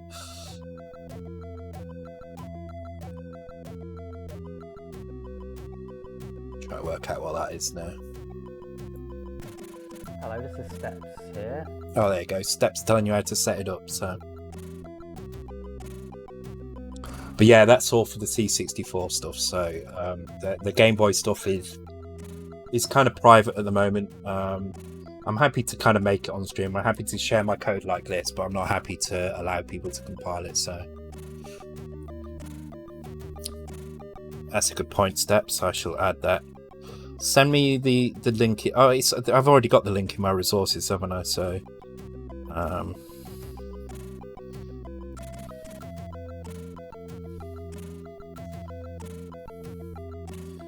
okay, I've added a note to do that.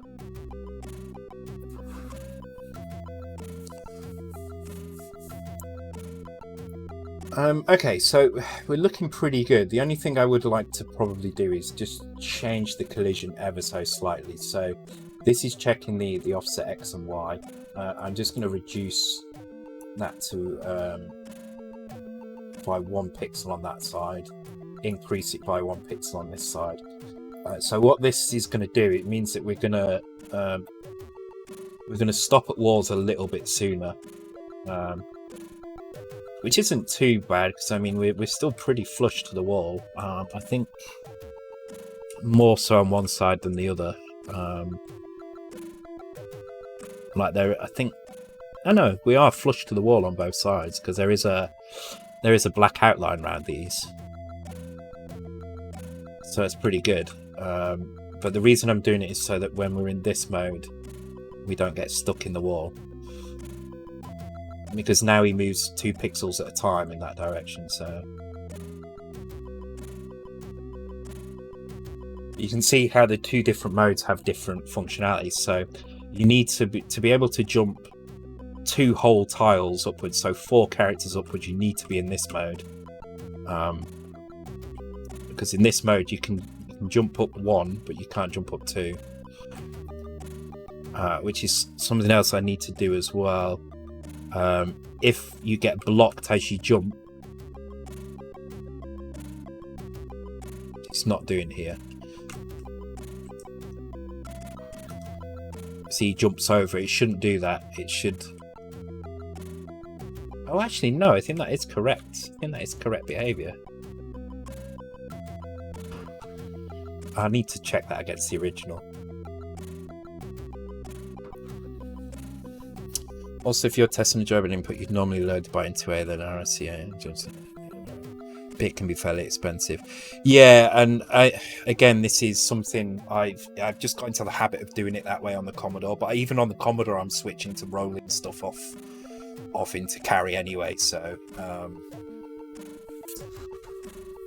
yeah, I mean it's not too bad.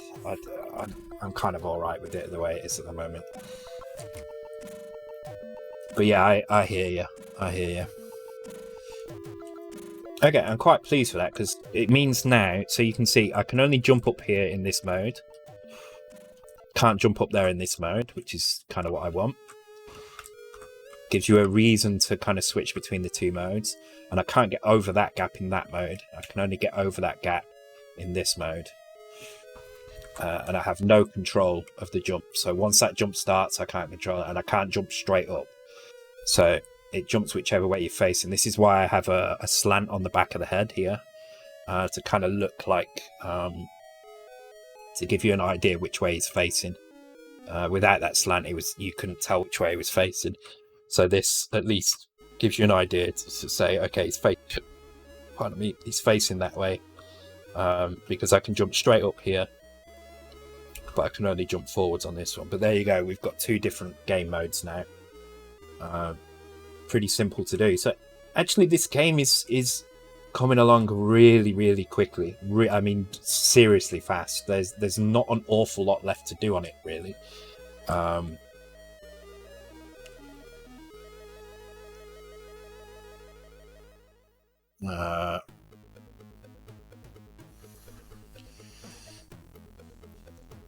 think it looks brilliant. Yeah, it's feeling really it's feeling really good, actually. It's feeling nice and solid. I love that timeline switch. It looks perfect as well. Need to get the other stuff in. So for instance, in this mode, so the idea of this mode is it's supposed to feel simple. So even though it is just a mono version, even though the mono Game Boy basically does exactly what the Color Game Boy does, it does it in mono, I do want to tone this mode down a little bit. So I'm going to keep the majority of the graphics in. For instance, ladders are only going to appear in this mode. They're not going to appear. Oops. Ladders won't be in this mode. So ladders will only be in this mode, not this mode. These bridges, these that go over gaps, will only be in this mode and won't be in this mode. And then actual kind of just cosmetic stuff. There will be no animated waterfalls. There's actually no animation at all in the old mode, so there'll be no animation here. This water will be static. Maybe. I might actually animate the water, but there won't be a waterfall here. There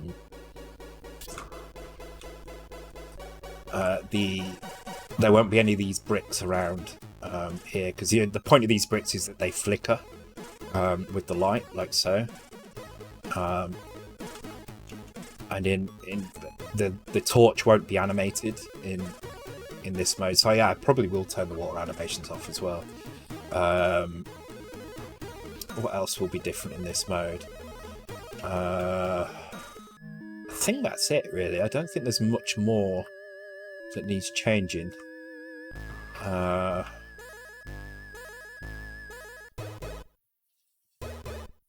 Yeah, I think that's about it. The thing is in the original, there really wasn't an awful lot of change between the two modes, other than the graphical stuff. There wasn't an awful lot that actually changed physically on the screens, other than the ladders and the bridges. And that was it. And I'm just going to keep it the same. I'm not going to add any new functionality in. Just going to keep it the same, I think. Okay, cool. Right, I'm going to take a quick break. Then when I come back, we'll have a go maybe at... I don't know, actually. What can we do next? Oh... Alright, I'm going to wait 3 minutes because I want to listen to this tune. Who requested this? Steps. You know what I like.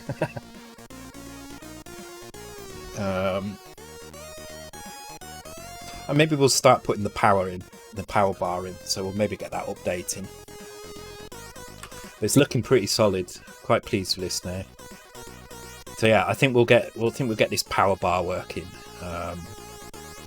So I'll have it start on 0, and we'll make sure that console up there actually fills it up.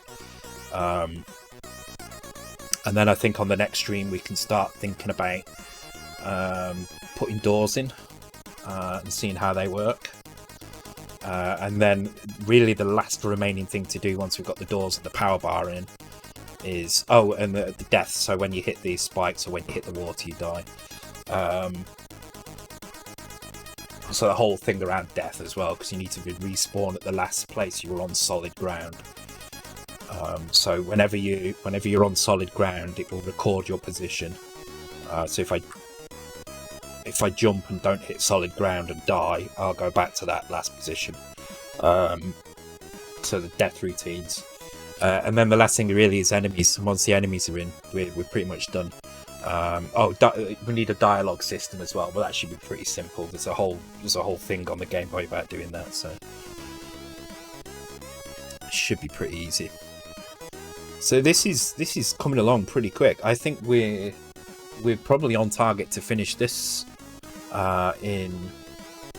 I'd say we're about halfway through it now. Not a lot left to do. Maybe a bit more than halfway, actually. Okay, cool. Right, I'm going to go for a break, so I'll be back in 5 minutes, guys. I shall leave you guys with the races, and I'll be back in a minute. Right back. Back. It's cold. Let's see who wins this. Oh, hey, cheers. Welcome to the stream, dude. Oh, you've already... Oh, Doc's on a winner. No.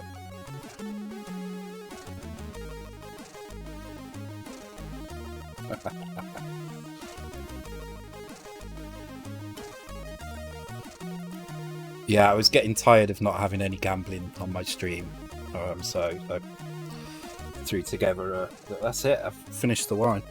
Threw together a little something to play. That's why I've switched over to Stream Elements, so...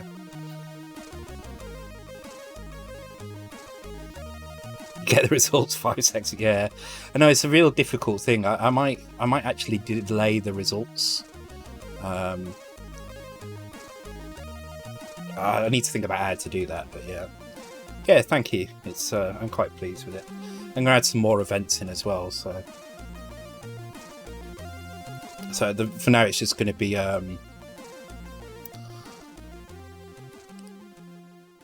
that's why you switch the results off in the chat. Yeah, I'll use a set timeout, I think, because it only needs to be the chat that needs to be delayed, really. So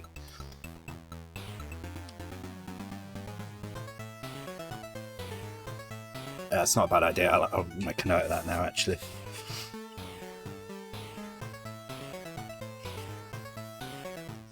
I need to add some sounds into it as well, so there's a few extra sounds, because there's no sound in it at all at the moment.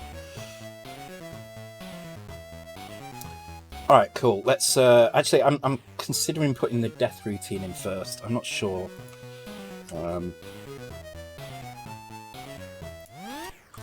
I love the fact that we've got both modes working there. 1, 2, 3. It's kind of perfect. Outrun. Could you just jot down to finish Parasol Stars 2, please? Thanks for the 100 bits, Hayes. I've said what I'm going to do with Parasol Stars. When we finish the Saturday game, I'm gonna do it all on stream. So there's going to be a little bit of kind of refactoring work that I need to do, but I'll do it all on stream. I'll probably strip down the bits that aren't working quite right and redo them and stuff. But we'll do the whole thing on stream, and I'll get everybody to help out where they can if they want to. There's a lot of graphics that need doing, so yeah.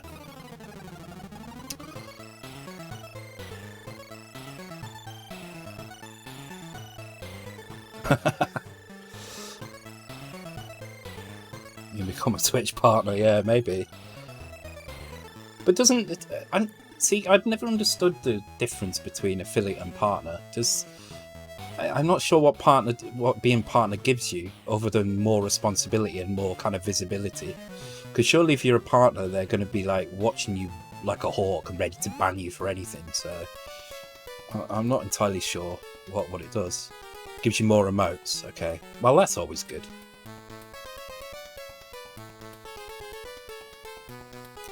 Yeah, it's only the view account that stops, I think, most of us in the retro scene from doing it. I reckon we're all kind of on all the kind of monthly achievements that you need. The only one that I never hit is the average viewers. It's always like 40 or something. So I need to get it up to what, 75, I think it is, isn't it?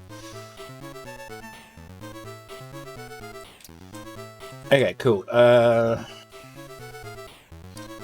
It's on Twitch front page, which is like 1,000 views. Oh, okay. You need to be invited. Okay. Yeah, I think you need to. I think it's like affiliate. I think you need to apply once you reach all the things. But I think with affiliate, it's kind of almost automatic. Like it's almost guaranteed, isn't it? But maybe with partner, it's a bit more selective. Okay, so at the moment we can do this infinitely. So we need to make sure that it eats power when we do this. So let's create a new statistic in here, a new variable in here. Sorry, statistic, and let's call it player power. So let's have a look. We've got player frame, player X, player Y. Let's put it at the top here. Player power.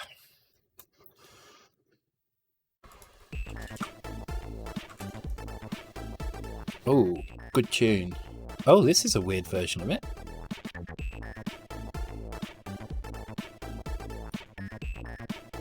Oh, I like this. So you had to flash your assets to get part, yeah. To get part, you have to wear low cut push. Yeah, yes, exactly. Well, I mean, I can do that, but I think I want my viewer count to go up, not down. I'm pretty sure if I wore low cut push up top, I'd push people away, or I'd invite the wrong crowd. There's a certain crowd you don't want watching you, really, isn't it? Oh, Edston.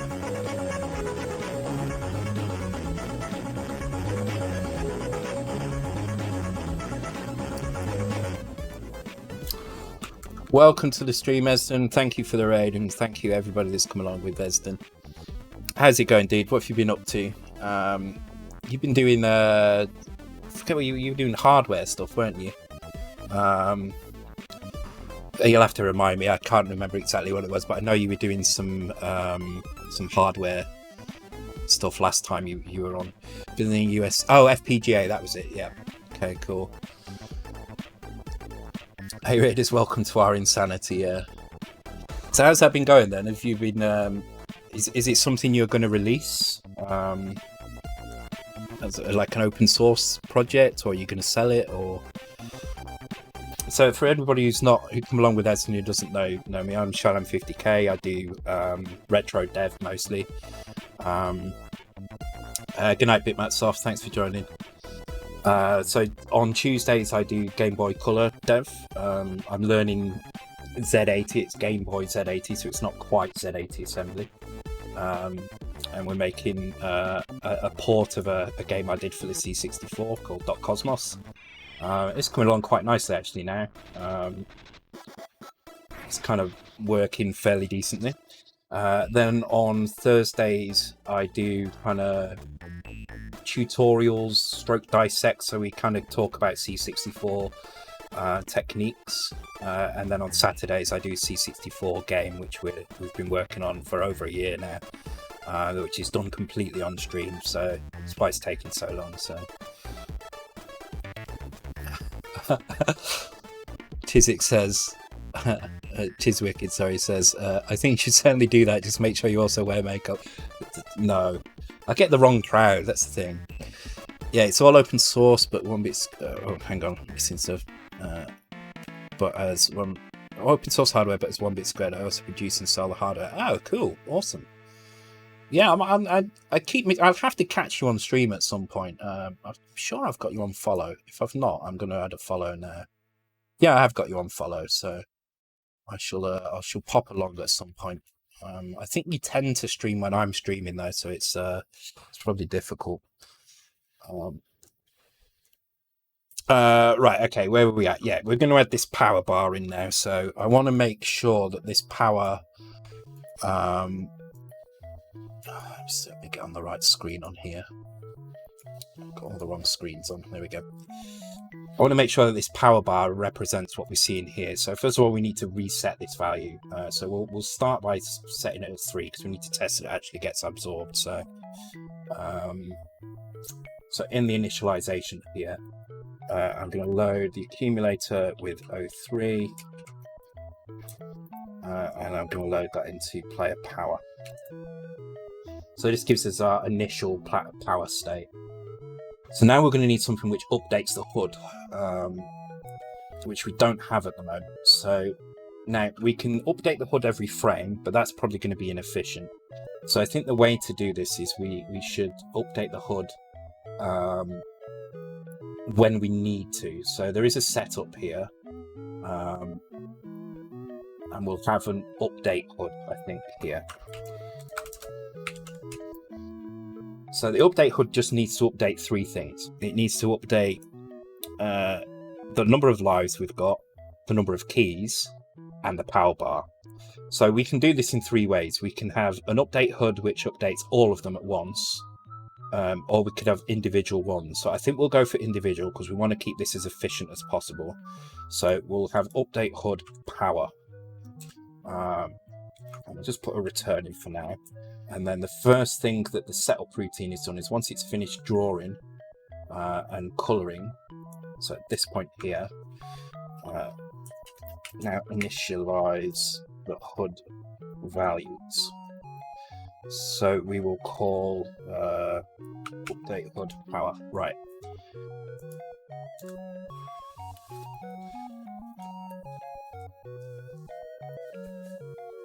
Nearly every time I watch one of Edson streams, I ended up here at Channel 50k. My first assembly language experience, machine code as we call it back then, was a Z80 on the Sinclair ZX Spectrum, so it's a nice end destination. Yeah, unfortunately, this is a very bastardized version of Z80. It's missing a lot of the stuff that the ZX Spectrum had, and it's gained very little in return.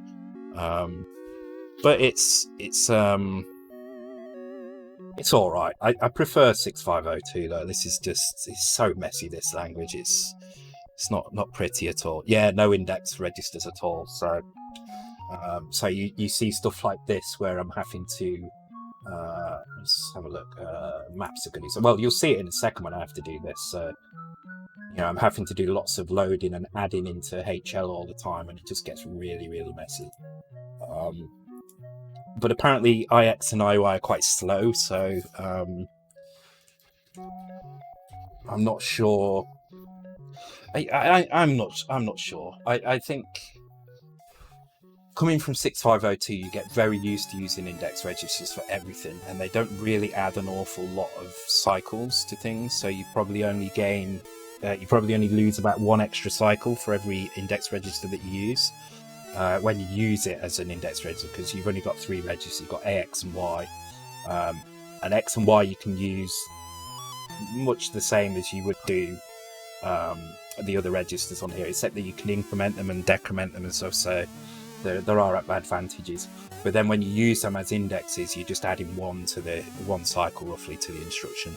Not always the case. Sometimes if you index across a page boundary, you'll add 2 cycles, but generally it's just 1. But they have other useful effects, effects as well. Like you can use them as indirect indexes as well, which is something that this doesn't seem to have. Although I imagine with IX and IY you could probably do something. I don't know how they work, so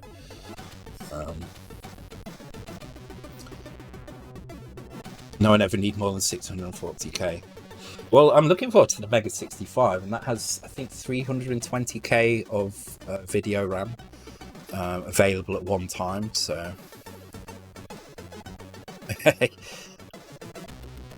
yeah, that's... Yeah, the 6502 does... the thing is 6502 is really simple. The fact that it's only got 3 registers is actually to its benefit, because you have to really think about how you do things. But it's the fact that you can do things like you can increment the X register. Like if I want to increment the B register, so if I've got this value and I want to increment that now,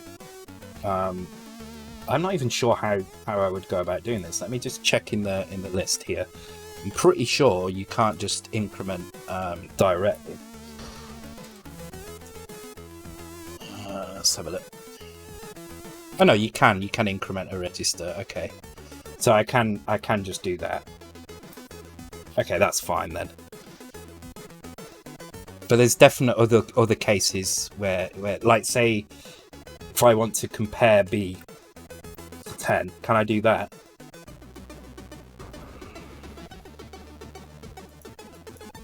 Yeah, no, you can't, you see. So to do that, I would have to do that, and then compare the accumulator with 10. So that's one advantage you have in 6502. You can compare X, you can compare Y, and you can compare the accumulator. So that's kind of nice. And you can use them as index registers as well. So.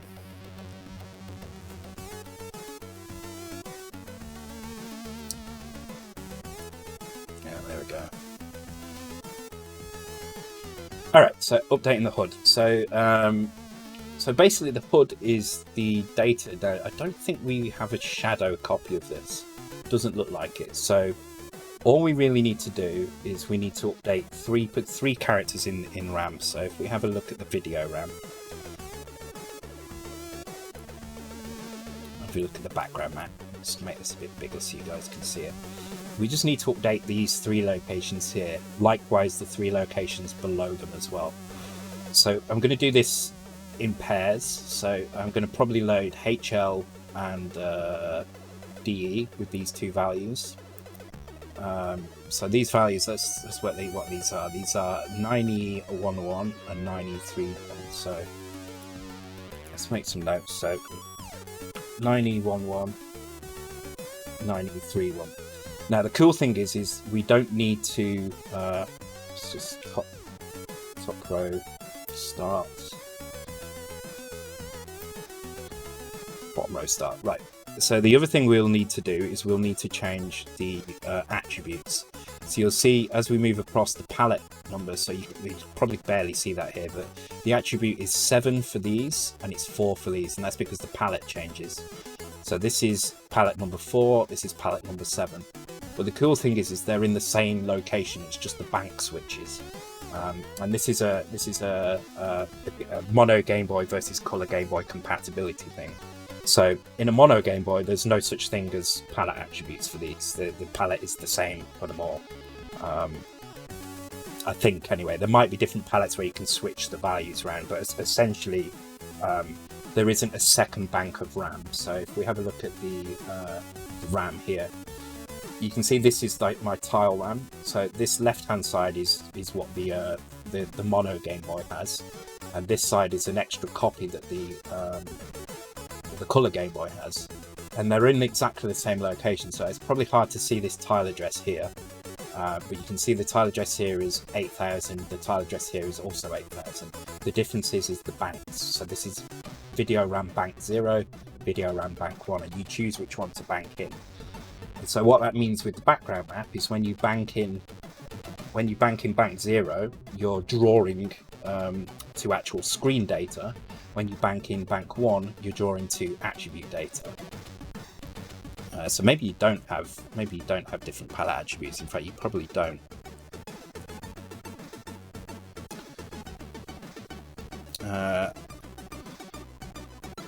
But the way the CPU is designed means some instructions that were meant for HL also worked on IX and OI. Yeah.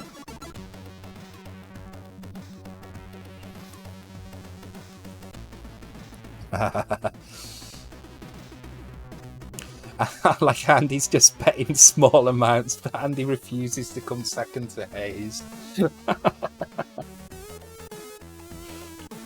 Mayhem to win the next race. I'll stake my reputation on it. All right. Steps' reputation is up for grabs here.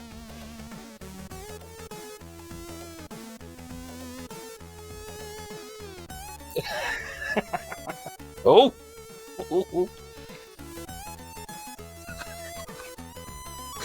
He came second. He did win though.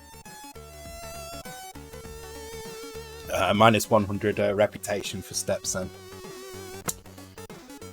So what we're going to do is we're going to load HL with this location here. We're going to load DE with this location here.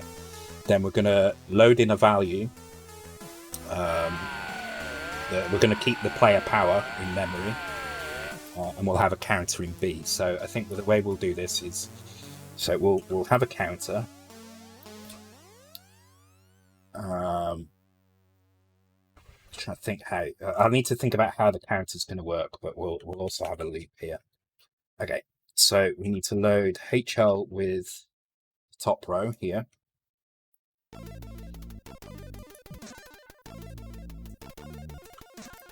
And we'll load DE with the bottom row.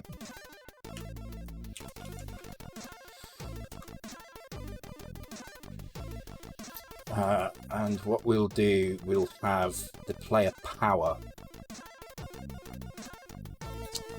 Let me think about this. Also, I want to put some here. So this is going to be our index.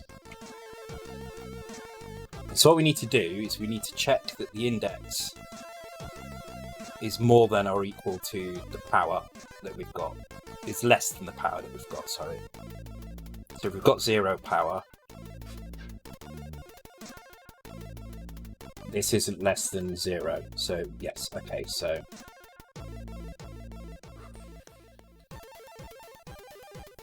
actually, we don't need to load because we can read this value here. I'm pretty sure. Can we compare the accumulator with the contents of... No, we need to load HL. Okay. The accumulator with register 8. So we can compare the accumulator with the register 8. So... Okay, that's fine. So we're going to load C with our... Wait, can we do that? God's sake, I hate the fact that... Load register 8 with register 8. Load register 8 with memory address. Okay, no, we can't. Okay, so I need to load accumulator with player power. Oops.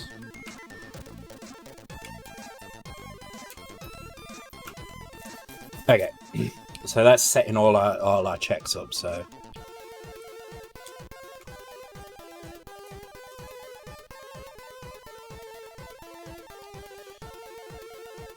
Don't write after a call, use some term. So. Yeah, but the reason I'm doing this is because there's going to be multiple of these. There's going to be 3 of them here, so there's going to be... I'll put them in now and blank them out, so there'll be lives and keys. So yeah, I know about tail calls, and I would normally do a tail call, but I'm not going to do a tail call when it does actually need to do more than one. I could do a tail call on the last one here, I guess. So that could be like that. Although it's probably going to be like that by the time I put all of the stuff in.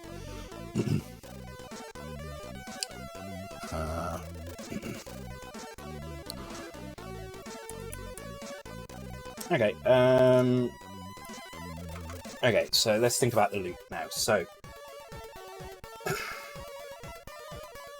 there's two things we need to draw here, right? So either draw power, or draw blank. And how we pick these is going to be dependent on let's put done draw here. Okay, so let's put these in first. So so to draw a power bar, we need to load the accumulator with the value that's in that location, which is tile number 3F. So 3F in the top section. Actually, we don't need to do it that way. We can just do, because it's the top section, we can do this. Thanks, Spec, for that tip. But on the bottom half, we will need to do that. So bottom half is probably going to be 4F. Okay, it's not what I thought it was going to be. And that will have to go into DE.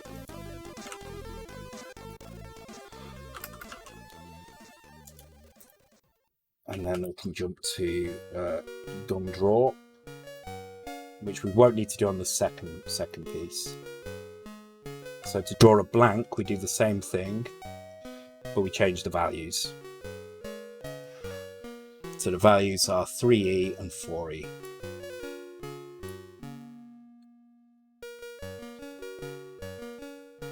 So if I just run this now, what we should see is this first lozenge here go blank, because it's not, it's going to draw this. Let me just blank that line out. We should see it go blank, hopefully, if this has worked. Which we do, but the attributes are wrong. That's fine. We can do that in a second. Well, in fact, let's do the attributes now. Okay, so if we're drawing a blank, we need to do this, and then the next thing we need to do is we need to set the bank up. So this is how we switch the banks. So I'm just going to copy this in. So we're going to need to make sure we set the bank to char map here.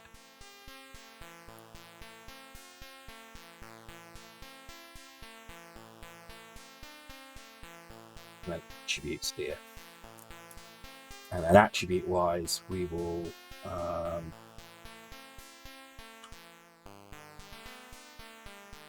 so look at the attributes. They are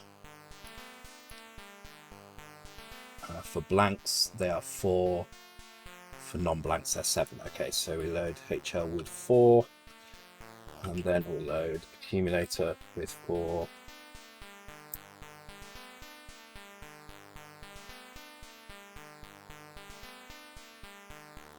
And I'm going to make sure that we switch back to the char map at the end, just in case.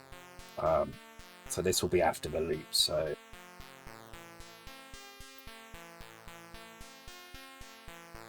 okay, so this is just the one. We'll copy this into this section in a second and sort that side out. So I just want to make sure that when I run this now, we get the proper grey thing in the bottom.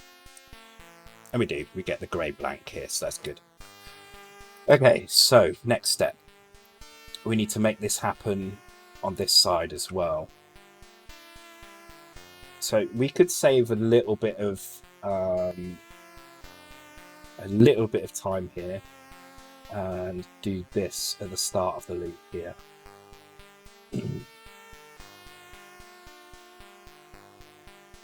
That means we don't need to set the bank at the beginning. We only need to switch to the char map here. And the char map will be the same as this, but with 7s in its place. So now if I turn this off, we should just get a blue lozenge in that place. So cool. So that's working correctly. Okay, another race. I've run out of wine. I might have to grab a can soon. Who's bet on what here then?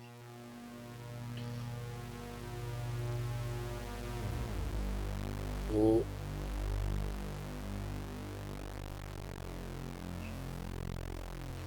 Who wins? No one won anything. See, Andy's figured out it's a mugs game. It's a mugs game betting. You're always going to lose. I think I worked out that the most efficient you could get this is about 92% return. So unless you were just extremely lucky, if you just kept betting forever, you'd only get 92% back. So you're at best you're going to learn. You're going to lose 8% of your money every time, over time.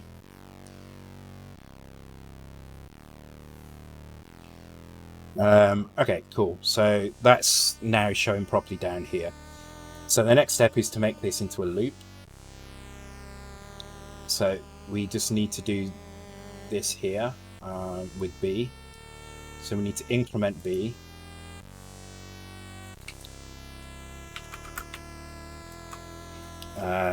We can't compare B, so we have to load it into the accumulator.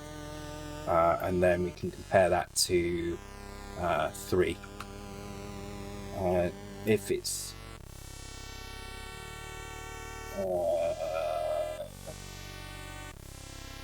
not equal, then we go back to the loop. So now it's gonna, if I do this now, it should draw 3 power. It should fill the power up 3 times. It's not, it's done it once. Okay.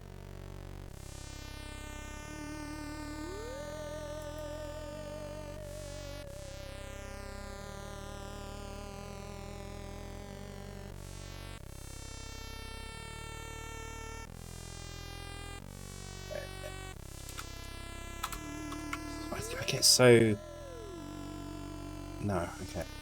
Oh, okay. No, this is right, but what we're not doing.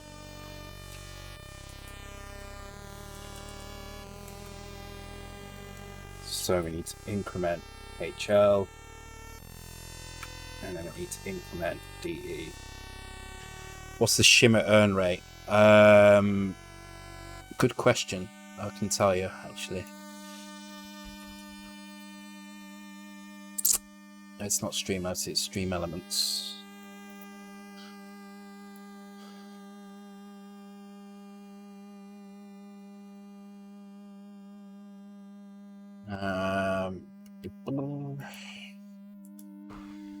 So you get 100 shillings every 10 minutes. Subscribers also get 100 shillings. Oh, I should up that. Subscribers should get double. It's wrong. There we go. So subscribers should get 200. So that's if you subbed, you'll now get double. Followers will gain 150 for following. Cheers will receive 100 for every 100. We've got 1-to-1 for bits.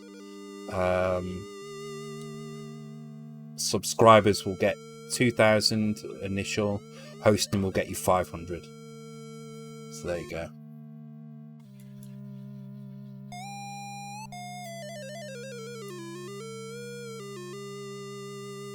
I think I know a way to win big, but we'll message you. Okay. Yeah, let me know, because if you think you know a way to get around it, let me know. So saving all your channel points for the CC4 giveaway. Yeah, so I'm gonna, like I say, I'm gonna retro bite the keyboard because it is incredibly yellow. If I unfollow, I don't know, try it. I think you only get one point for it. Oh no, I didn't. I missed that. Thank you for the follow, Chris Truman. Appreciate it. Thanks, Warlock, for pointing that out. Appreciate it, Chris Truman.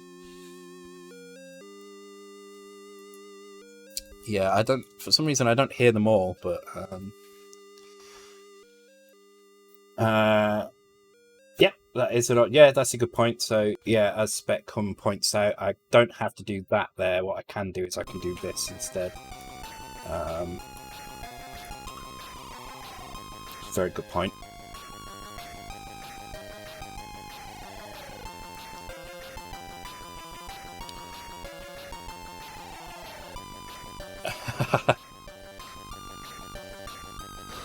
It's a slow process if it works, though.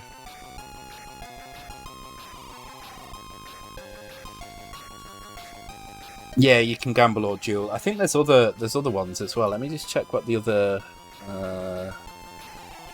Not that one. Is it that one? Roulette and duel. Yeah, that's it.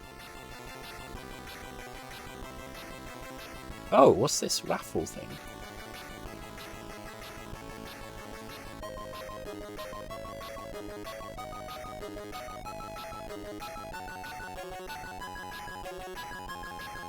Oh, I'm gonna do that then.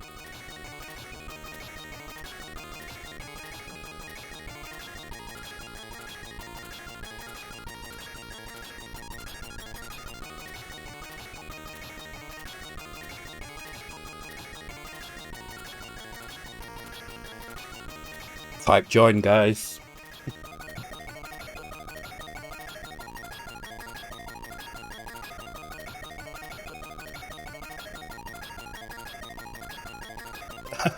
Type join, or else Furrow's just gonna get it all.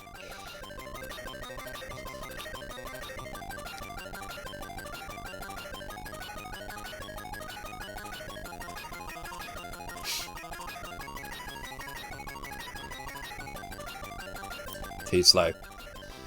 I'll next time I do it, I'll announce.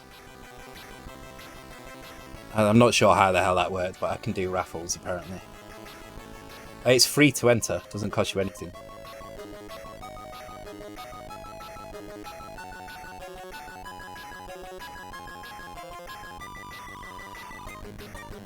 $88.89. Third.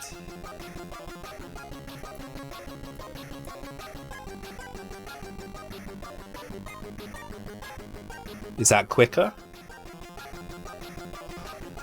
Is that faster doing that? I guess it's one less byte, isn't it? Yeah, it'd be one less byte, I guess. Okay, I'll do that. Ah, okay. Okay, that should work though. Okay, so if I run this now, I should just see a full power bar now. Which I do, and if I turn this off, I should see an empty power bar. Not quite. Okay, why am I not seeing an empty power bar there? Ah, because the increment's happening there. Okay, so let's just skip over that a second. Hopefully should see an empty power bar now. Cool, we do. Right. So that means the only other thing we need to do is we need to do the check here. So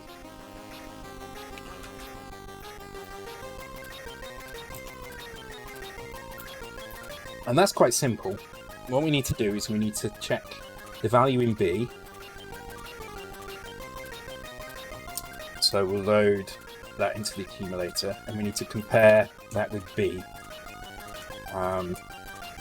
And I believe if it's, let's think, if B, sorry, compare it with C. If B is less than C, no, sorry, we need to do it the other way around. If C is less than B, then we draw power. So if there is no carry, then we jump to draw blank. I believe, I think that's the right way around. So let's have a look. Power bar is set to 3. So if I run this, we should see a full bar. Which we don't, so I got it the wrong way around. I always get it the wrong way around. It's like it's back to front. I think if I did this... let's just do it that way. Okay, and now let's check the different values. So that's with 3 power. Let's try 2 power. No, let's try 1 power. If this... Okay, right, I know what I need to do. So what I should be doing instead is flipping that... Oh, for God's sake, why can't I see the other...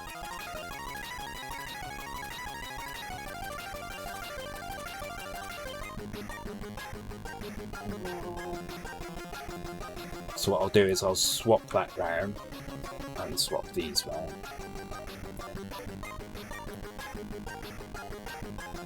Got 1, yeah.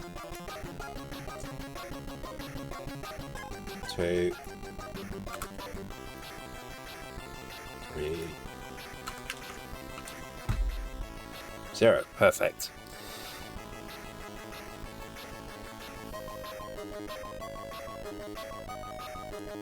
Let's do another raffle. So get ready to type join, guys. I think I can only do 3,000. I'm not sure what it was doing before. Turbo Outrun, very good.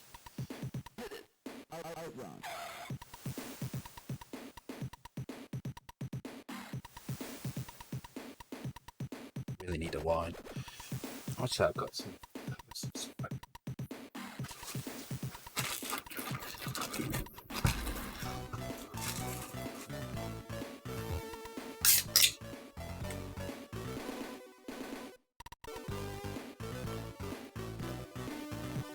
I'm not sure. I think I need to do S raffle. It's doing a multi raffle, whatever the hell that means.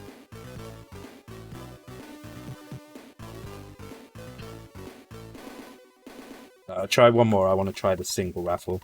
So this is one person going to win 3,000, I think. So you ready? Ready to type join?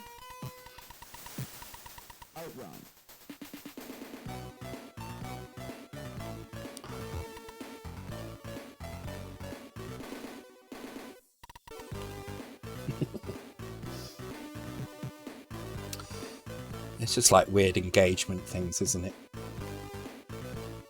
Steps trying to join multiple times.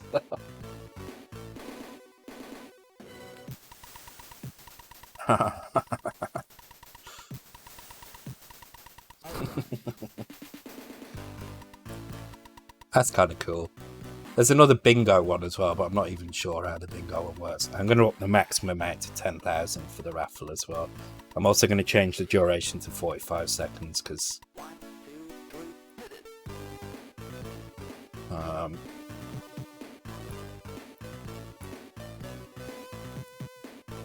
we go. There's a slot machine as well, but I'm going to add a proper slot in as well, so I'm not too bothered about adding those ones in.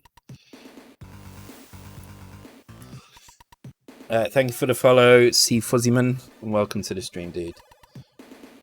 Alright, okay, so the power bar's working. I might do the same for lives as well while we're at it, because that was kind of easy, and we can kind of copy the routine pretty much for lives. So I'm literally just going to copy this routine and just change it for lives. So let me just shorten it a little bit because there's a lot of blank space where there probably doesn't need to be blank space.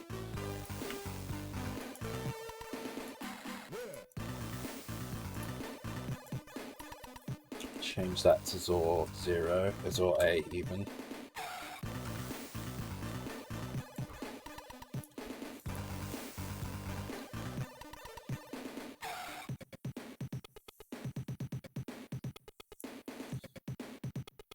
We could probably reuse this routine, but memory's not my biggest concern here at all, so...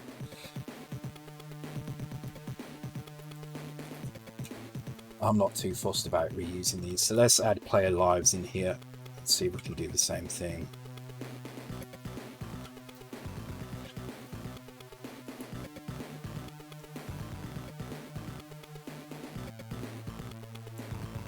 And then I'll go for a break, and then when I come back, we'll play that card game I was on about. So I want to start with full power for now, anyway. And we'll start with 4 lives. We'll play around with that value anyway to test in a second. So the lives location. Oh wow, okay, let's...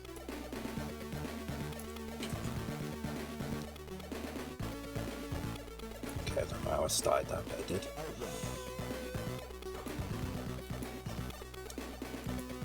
So again, BG map. Palette wise, we've got 4 and 4, so the palettes are the same here. So actually, we don't need to do any palette switching in the lives, which means we don't need to switch to the char map, so we can get rid of that section, and we can get anything related to that. So it's literally smaller here.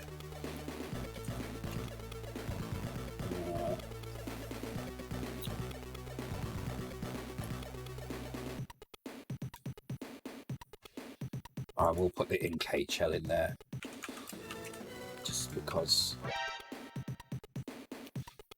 Didn't Qmode exit Supremacy Drone Tell? Oh no, it didn't. Let me have a try.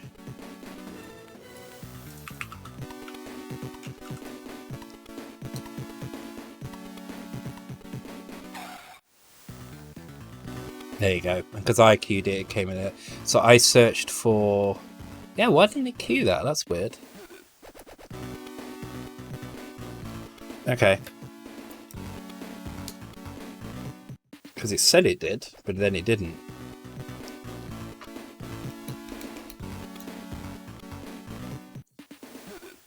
Huh, okay. I'll make a note to check that. Anyone can tell me what time we're on the stream? 2:45. And it was Warlock's queue.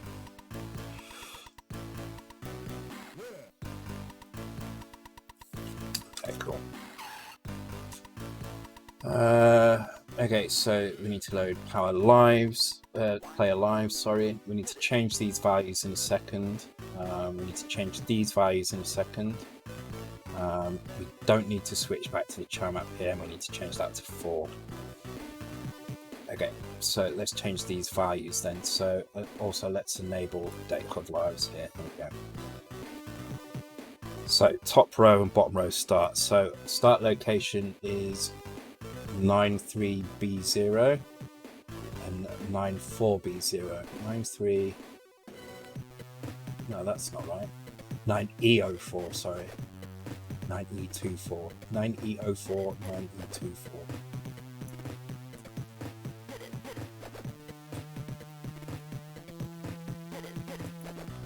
And the values are 3B, 4B, 3A, 4A.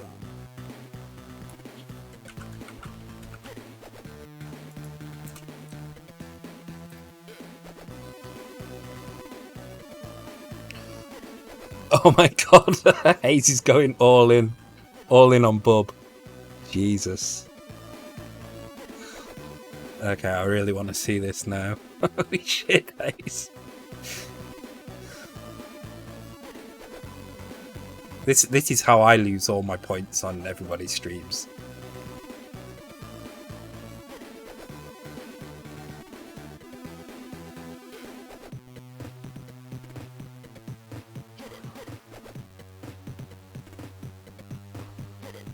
Oh no.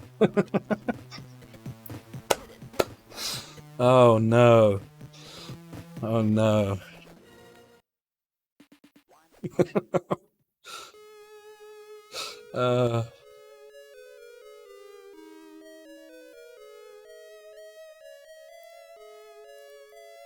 Wow. Oh, kids, that's why you don't gamble.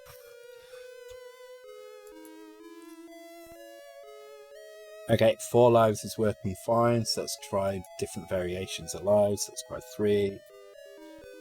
3 is fine. Let's try 2. It's fine. Let's try 1. Yep, 0. Now, the only thing we need to make sure is if we have more than 4 lives, because you can get more lives, that it just stops at 4, which it does. So even though your lives will decrease, you won't see this go down until you hit 4 lives, so that's good. 1, 2, 3. Outrun.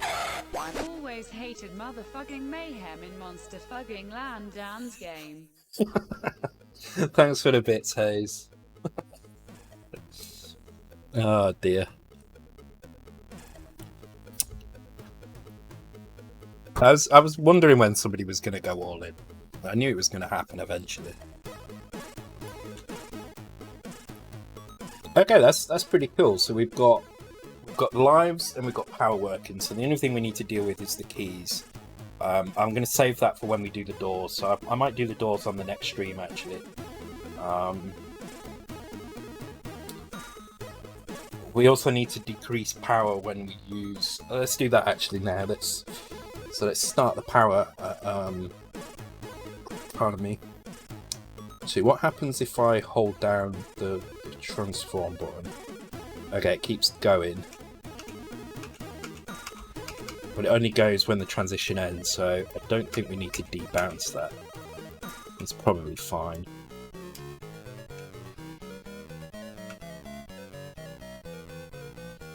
Yeah, I think that's fine. Doesn't need debouncing. Okay. If it becomes a problem in testing, I'll debounce it, but for now I think it's fine, so...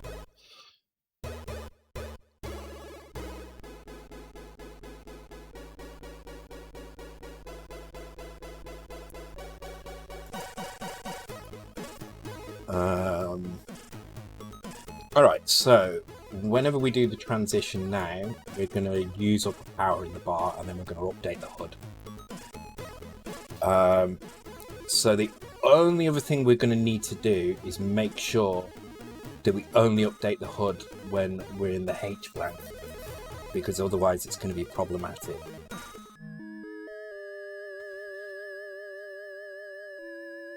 So this is why updating it every frame is kind of useful.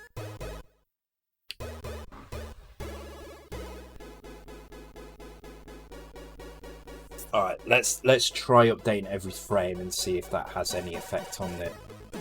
Which means we probably don't need to do it here, so let's do it in the interrupts. And let's do it in the V blank at the bottom. So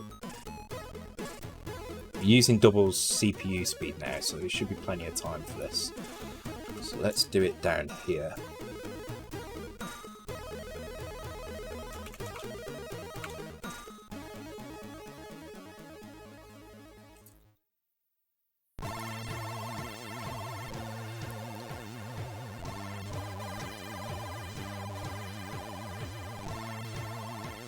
Wow, steps. That's so. that's really sad.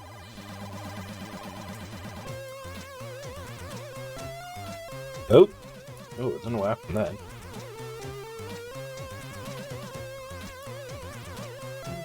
Okay.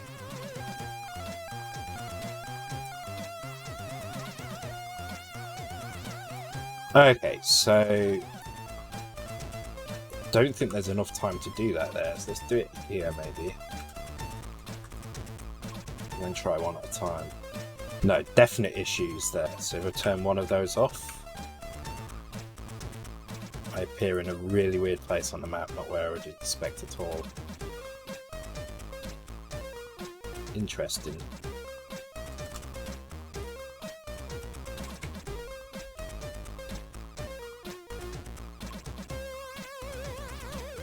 Let's try at the beginning of the feedback, see if it has an effect there.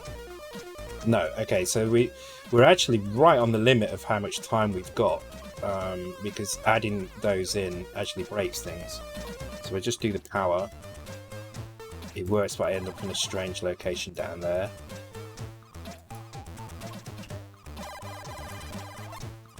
Okay, this is fine. So there is this LCD stat interrupt as well. So we can probably do it on that. So that happens in the H blank, and only happens in the H blank, so should be fine. No, okay. Interesting.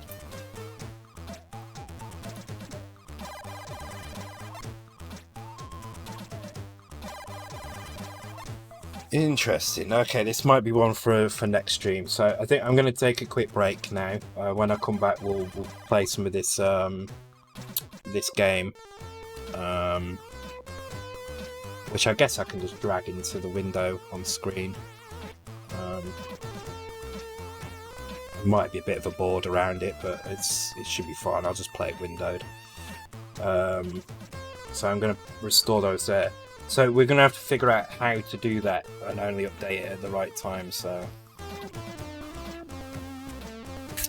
all right, cool. So let me just make sure that's working again.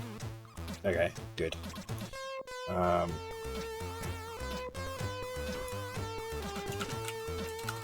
just add all this stuff in. So what have I actually done here? Added proper sprite and control for mono row. New HUD update routines, which apparently are too slow, so I might have to work that out.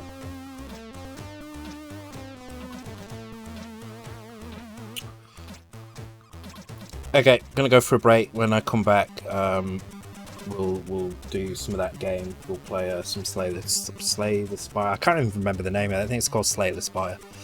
Alright, back in about 5 minutes, guys. Probably a bit less. Be right back.